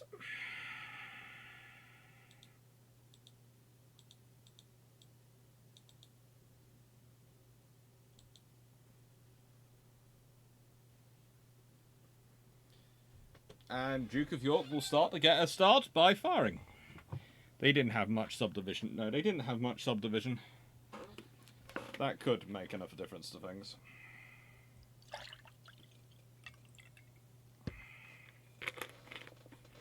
I've run out of water to turn this into squash. Ah well, juice it's gonna be.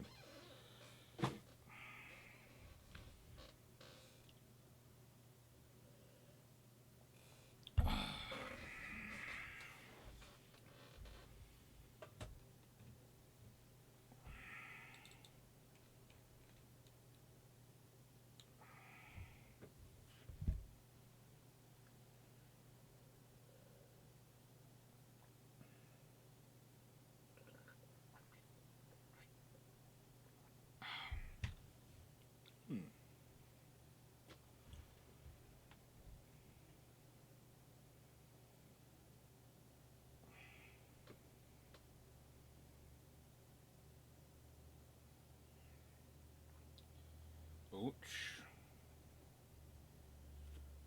Let's see what this is going to be.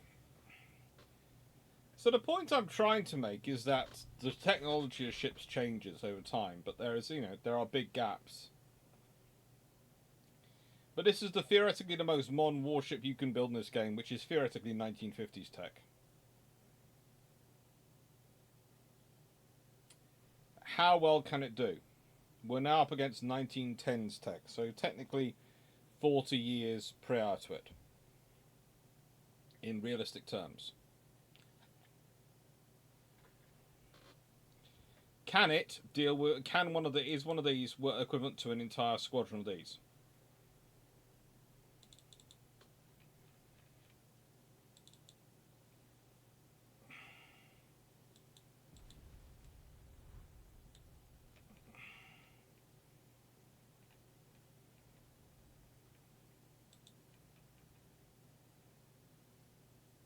Oh, that was good, wasn't it? Smashing into another one of your siblings. because you're careering out of control.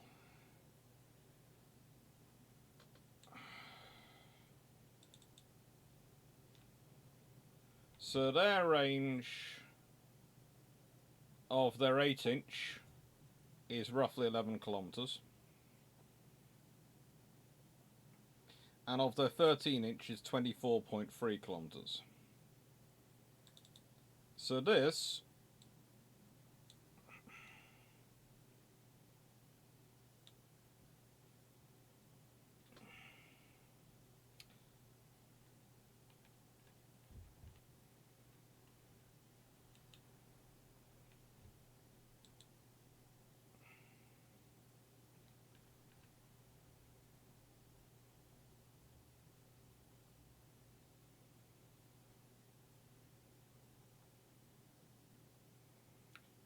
well, now we've just paused.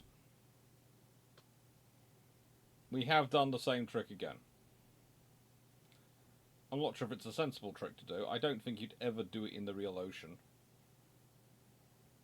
In fact, I know you'd never do it in the real ocean.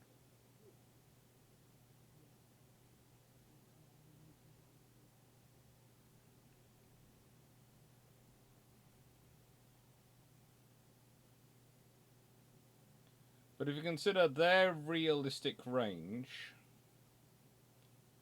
is slightly more than the range of my 5.3. If I get into 5.3 range, they can engage me with a lot of 12-inch guns. Or 13-inch guns. And those might do damage to me.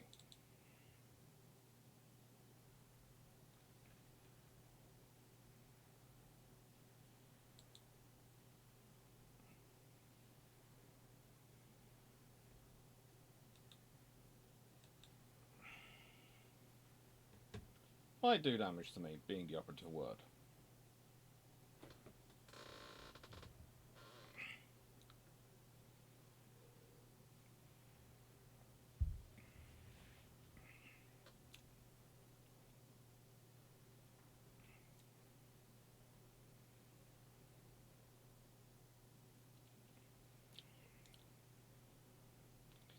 Radar fire control. I'd say modern radar fire control certainly is. I would say, especially because it's coupled with model radar fire control computers, etc., and the modern systems used, you have to remember that whilst radar fire control was available at the end of World War II, it was still using computers which were of their era. That's a lot of 13-inch shells coming in.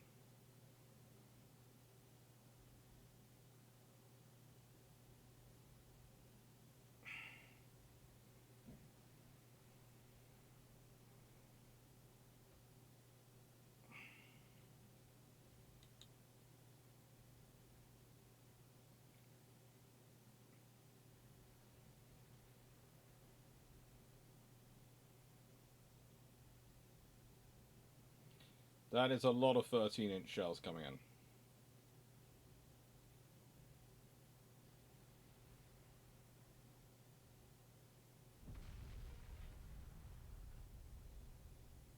And that was a hit, I think.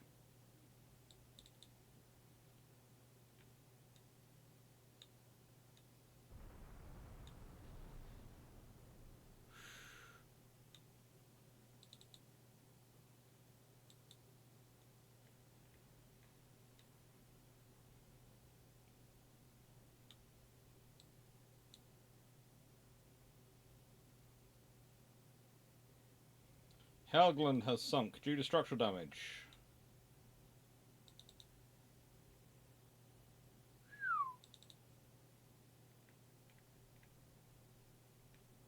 I think a turret might have cooked off there, but I think we missed it.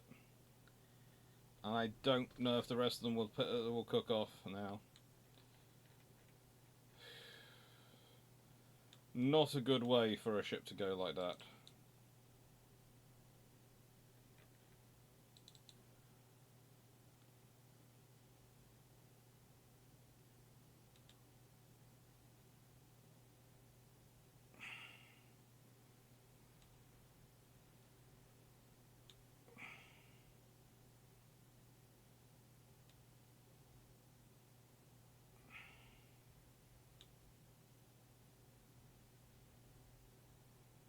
Yeah, I think I might have accidentally got into almost into 8-inch gun range of some of these ships, and that's just definitely not sensible. Sheer amount of firepower they'd have, you don't want to get close range. I never understand this AI.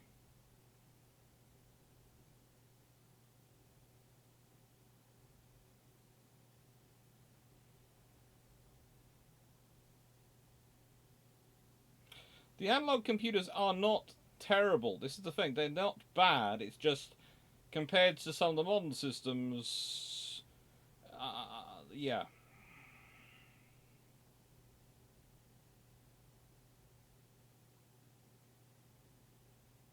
I do want to try and cross their T again.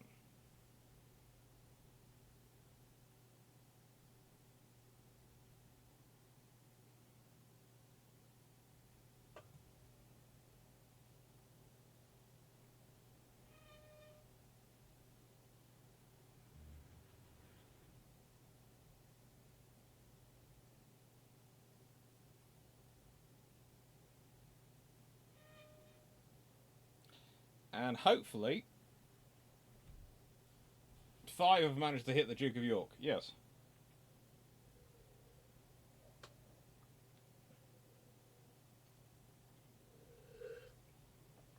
The sheer number of shells coming in, law of large averages, law of large numbers, basically means that one's eventually going to hit, yes.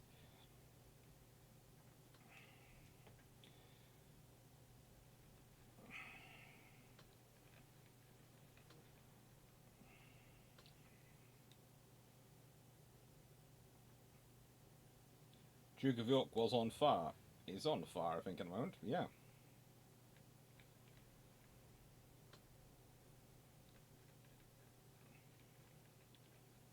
Although, considering I think I'm now out of range of all but their most powerful ships, hopefully I can turn this back onto AI control, and it won't manage to get them all killed.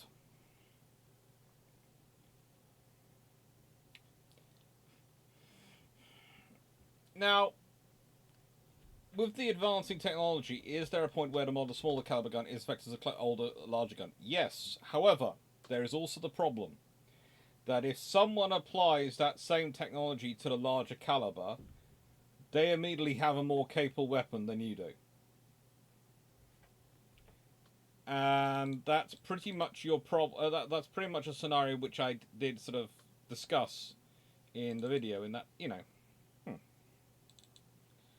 I think I'm going to do this. Maximum speed, everyone.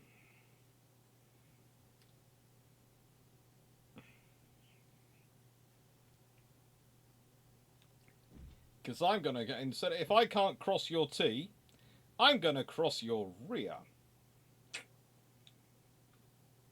Yeah. I'm going after that thing, the Kaiser Frederick II, because he's your weak link. Yes. I do remember the Germans, they like to name their ships male rather than female. Especially the Russians do, and the Germans have that sort of. Well, the Germans tend to swap genders depending on the name. Yes, I'm crossing the something. Instead of crossing the T, I'm crossing the. Well, the rear.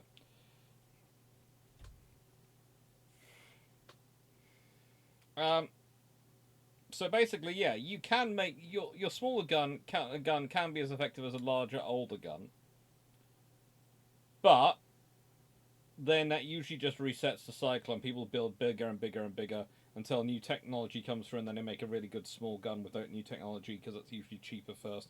It's kind of like one of the things is you watch the 40mm. 40mm tends to be where I have no idea. It's probably due to the size and the price point that there's enough turnover, enough production of them that it's worthwhile introducing new technologies. But 40mm tends to be where the new tech appears first. And you watch the 40mm, and that will give you a good idea of where the bigger guns will be going in about 10-15 years' time. And you watch that, and the amount of programmable 40mm shells that have been around now for 20-30 years, and suddenly we're all talking about this latest generation of modern 5-inch shells, and you basically look at them and go, Yeah, they've just transcribed up the technologies and the capabilities, and so they've got this. Yeah. Cunningham would be railing against the lack of radar. Cunningham would be railing against the lack of many things at the moment. Cunningham would be a very interesting vessel, a person to have around.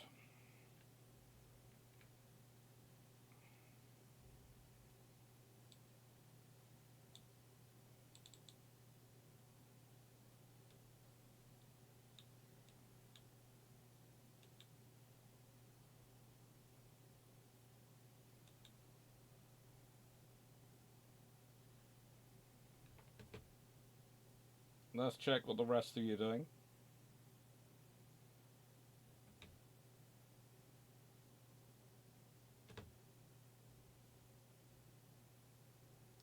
You're still steaming in that direction, which is nice of you.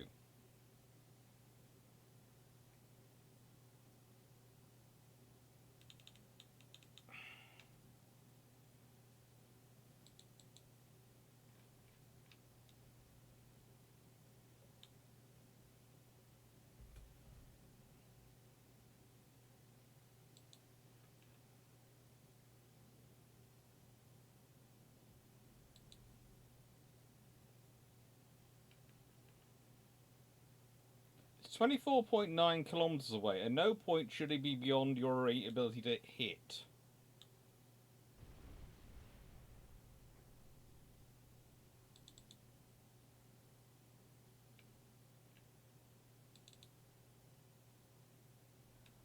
It's now able to fire back at you. Again, I find that frigating amazing, considering, in the nicest way, reality check, this ship firing at this angle. Odds of it actually doing so versus in the game doing so.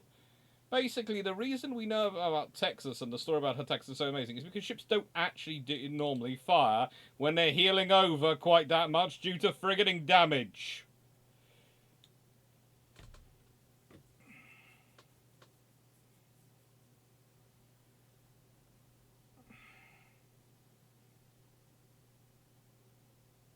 Alright, aircraft carrier.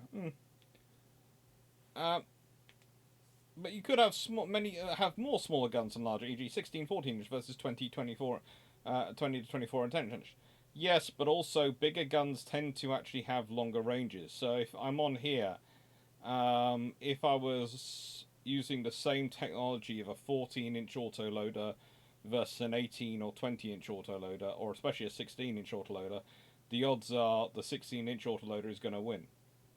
Especially if you consider there is a finite number of guns I can really control long range from one ship. If I'm being honest, 16 is about the limit. You know, if I have more than that, the fire control solutions are very, very complicated. So if I have 16, 15 to 16, 5 triple turrets, 4 quadruple turrets, roughly. If I have that, and I have them all 18-inch autoloaders, then in the nicest way, there's no chance that your ship, which will have probably about the same in 14 inches, is going to win in a long-range engagement. Especially as whilst your autoloader, your 14-inch will probably fire more quickly with an autoloader than my 18-inch will fire with an autoloader. The odds are I'll be able to hit you further away.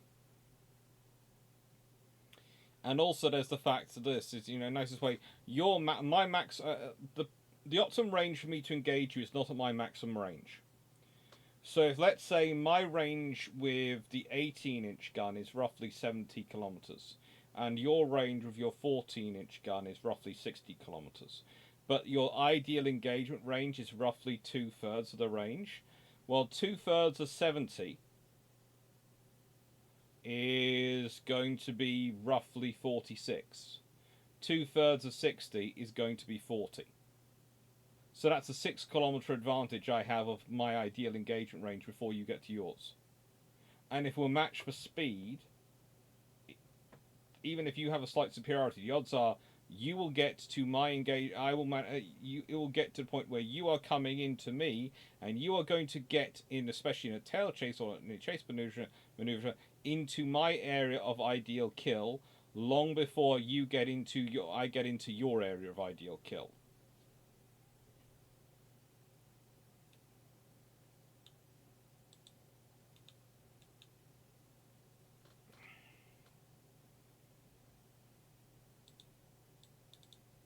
I think they're down to 6 now. Yes, they are. Now, let's see. Mecklenburg, Barbarossa, they're all roughly the same. The weakest is Kaiser Karl de Gross, and I can't pick her off easily. Unless she falls out of the herd.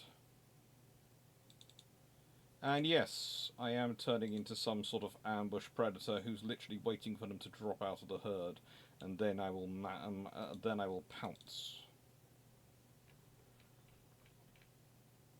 You did well, little ship. You did well. But as you can see, I'm running out of 14-inch ammunition quickly.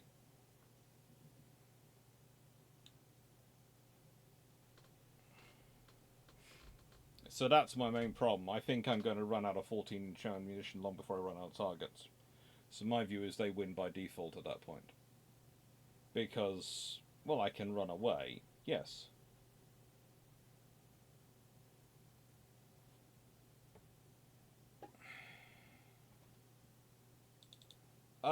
You need to, if you do this game enough, you will see that.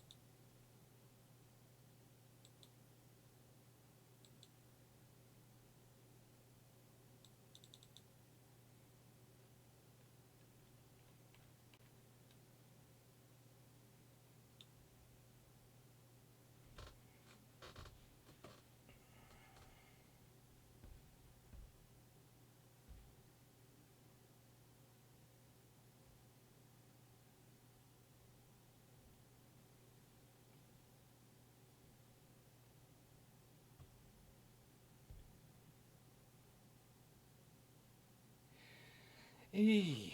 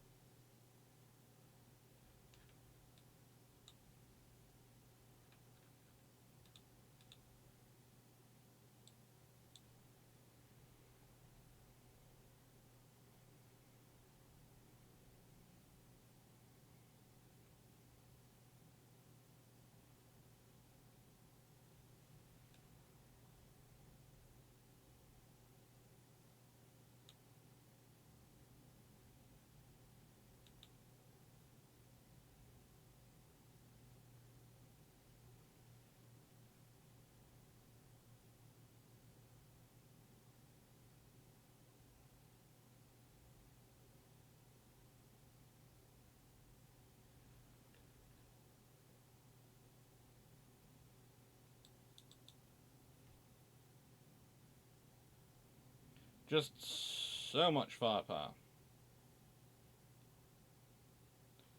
Centerline guns can reach out to 24.3 kilometers. Ooh, what was that a hit on?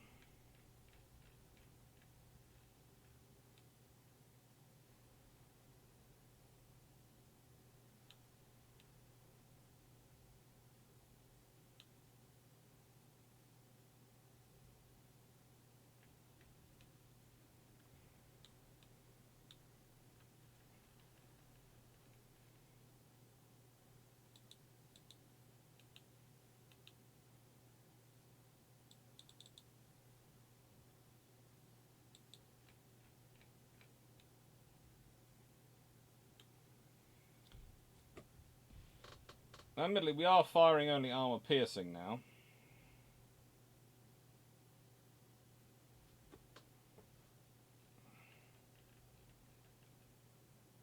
You do need a spotter aircraft, really, for this. If you could have had a spotter aircraft up, it becomes very, very different. Very, very different. For both sides, really. Spotter aircraft could tell the Germans where I was coming from. And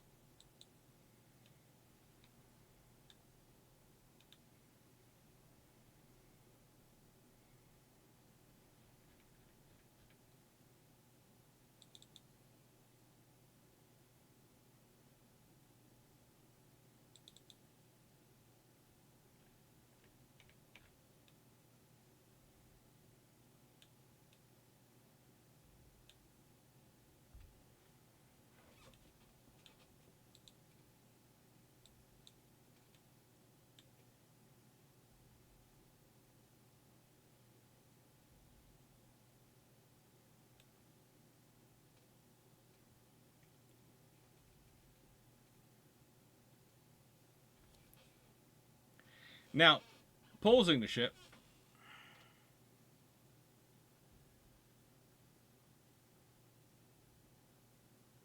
I agree with what you're saying. Just as I said earlier, as you say, you've pointed out. I agree with what you're saying, Lions. Seems the last scenario where your 5.3 is out, we're outranging the main battle guns. You would have been better off with the increased rate of fire from small guns. Yeah, and I think I said at the big in one of the first encounters at the beginning, one of the temptations when you're doing this sort of testing and you're doing this would be to cheat completely and just load the ship with 6-inch guns and just have one 12-inch gun. For the sake of saying it's a battleship because it's got a 12-inch gun sitting there on the center line somewhere, and just have them loaded with 6-inch guns and just come blasting up. And you could have done that, but the thing is, at a certain point, you do that's not really a test of a test of practical technologies. I do try and keep a level of realism when I'm doing this sort of testing. And this is slightly more fun than the testing I do. It's slightly less of me poring over data tables of ships and trying to and UAD data tables.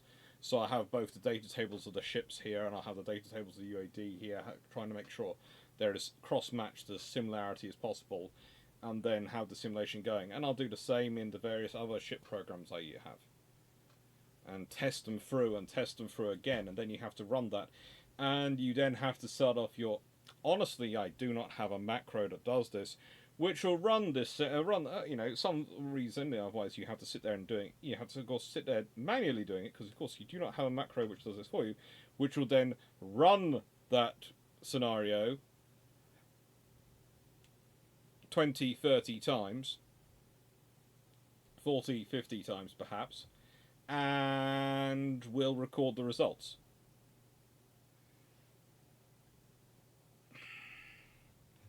9.2-inch guns are always good. Having lots of them is always fun.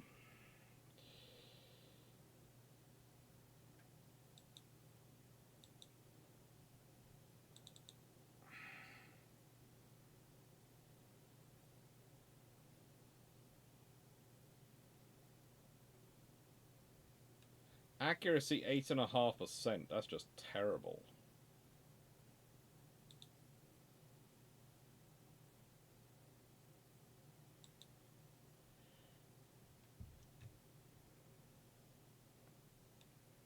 Yeah, I think I'm going to be out of 14-inch ammo before they're out of ships.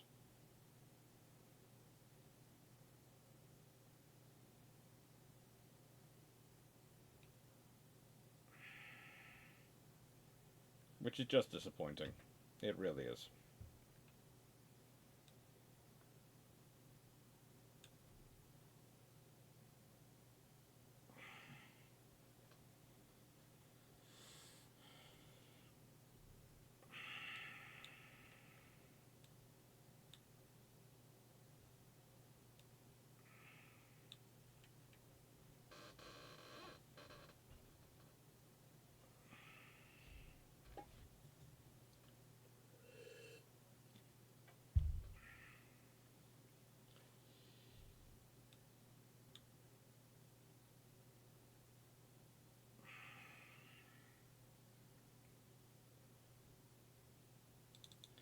Honestly, I wish you could have a sort of a way of designating targets when you have these multiple things. So you could go, this is first target, second target, etc., sort of thing.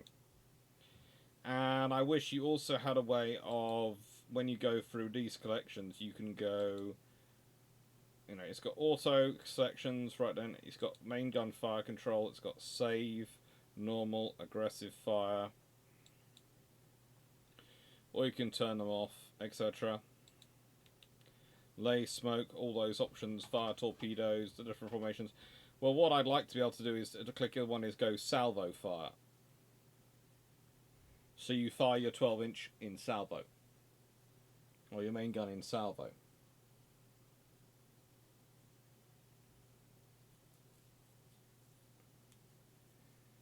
Lots of Japanese heavy cruisers do not have big enough guns.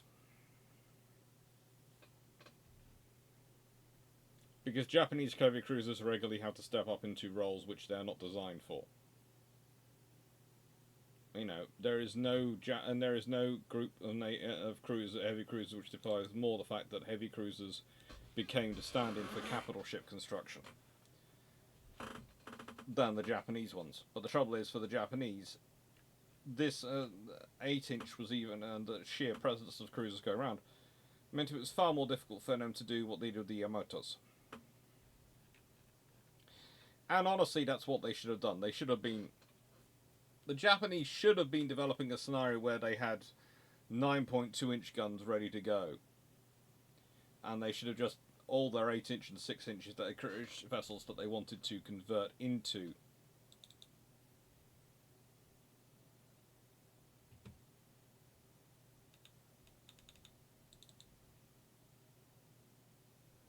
Concentrate on Mecklenburg. That's the one which can fire back at you at the moment. Yeah, fire at that one. Sink that.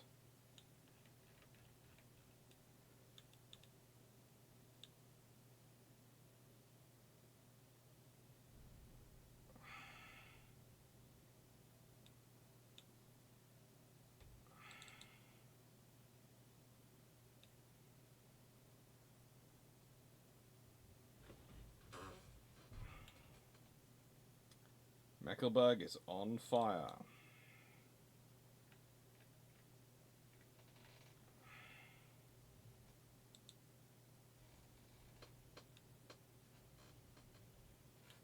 There is always a chance that the next 116 shots?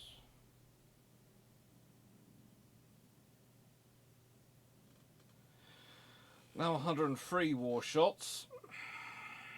I suddenly get a lower hollow lucky kills, but I doubt it.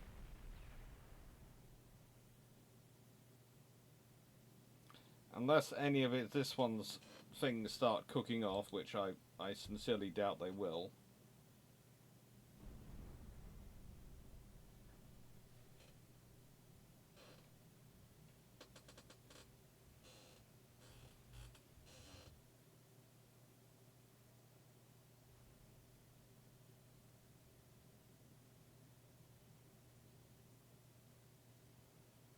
I'm not gonna death ride it. Tempting as it might be, I'm not going to death ride it. Actually, I might as well. It's nearly 9 o'clock. I'm supposed to finish this at 8:30 because, honestly, supposed to be having some family time because I'm off out again tomorrow. You might have heard we're off to Chalk Valley. At least 3 out of 4 of the Naval History Australia 23 crew are off to off to Chalk Valley tomorrow. We decided to go. We decided, honestly, the 4 of us were going, which day shall we go? If we're going to go to Saturday because it's the one which has the fun things in, because all the kids are there and all the families there, so it's always quite fun. It's got a full atmosphere. It.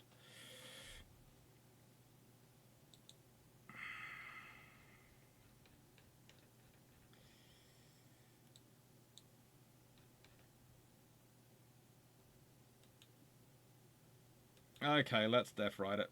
27 knots, full speed.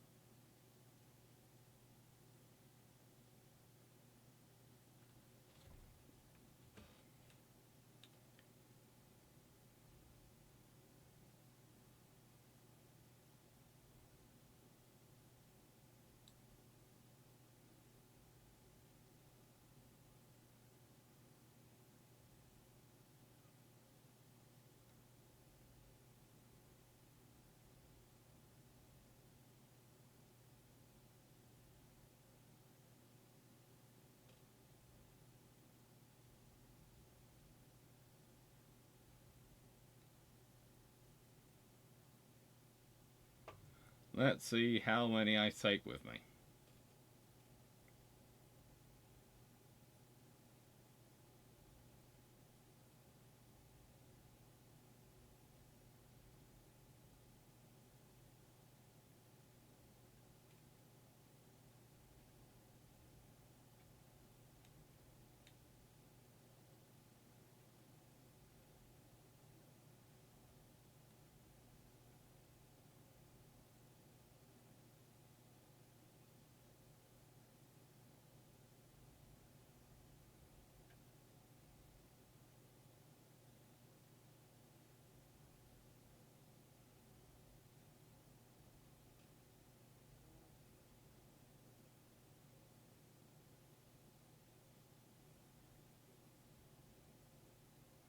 How many will we take with us?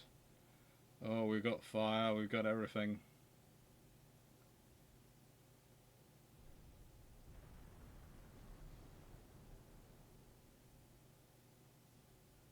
They have got 13-inch guns, remember?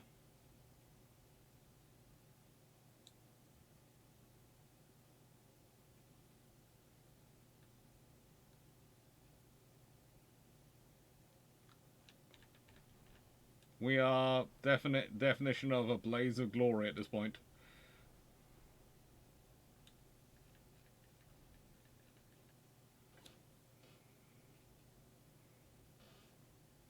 Definite definition of a blaze of glory.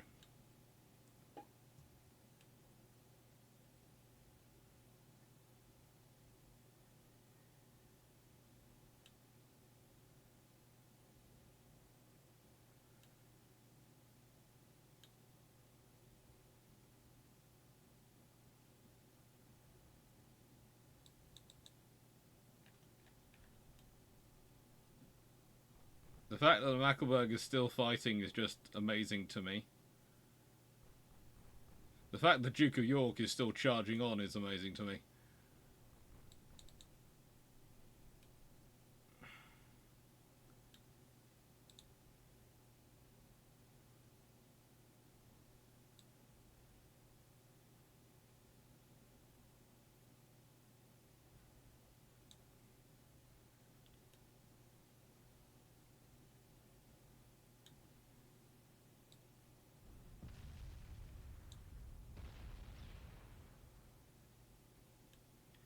I wonder if they've realised what I'm exactly doing.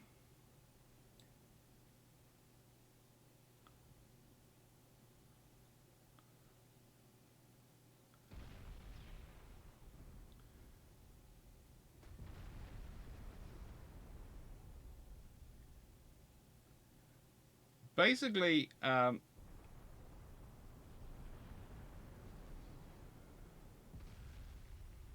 my aim is to try and take one more of you out. But I didn't manage it. My head's right over the Germans. Sorry. Didn't notice that till after I was over. No, she did pretty well. Let's look at the stats. Ship sunk versus ship stats.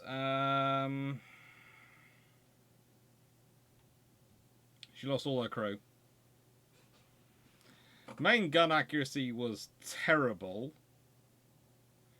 Theirs was pretty good, but that's mainly because by the time they were actually engaging me, it was very close range. Main gun accuracy is the interesting one. That was quite so off. Anyway, thank you very much, everyone. Thank you for watching. Hope you enjoyed. And I am now off because I have to be up at the crack of dawn tomorrow morning because I have someone arriving at about 8 AM to pick me up to drive us all to Chalk Valley. That's going to be fun. Take care, everyone. Thank you, Jonathan Moon. Thank you, I Loves History. Thank you, Lions. Thank you, Guardsman 14. Thank you, everyone who's been on this evening. There's been a fair number of you.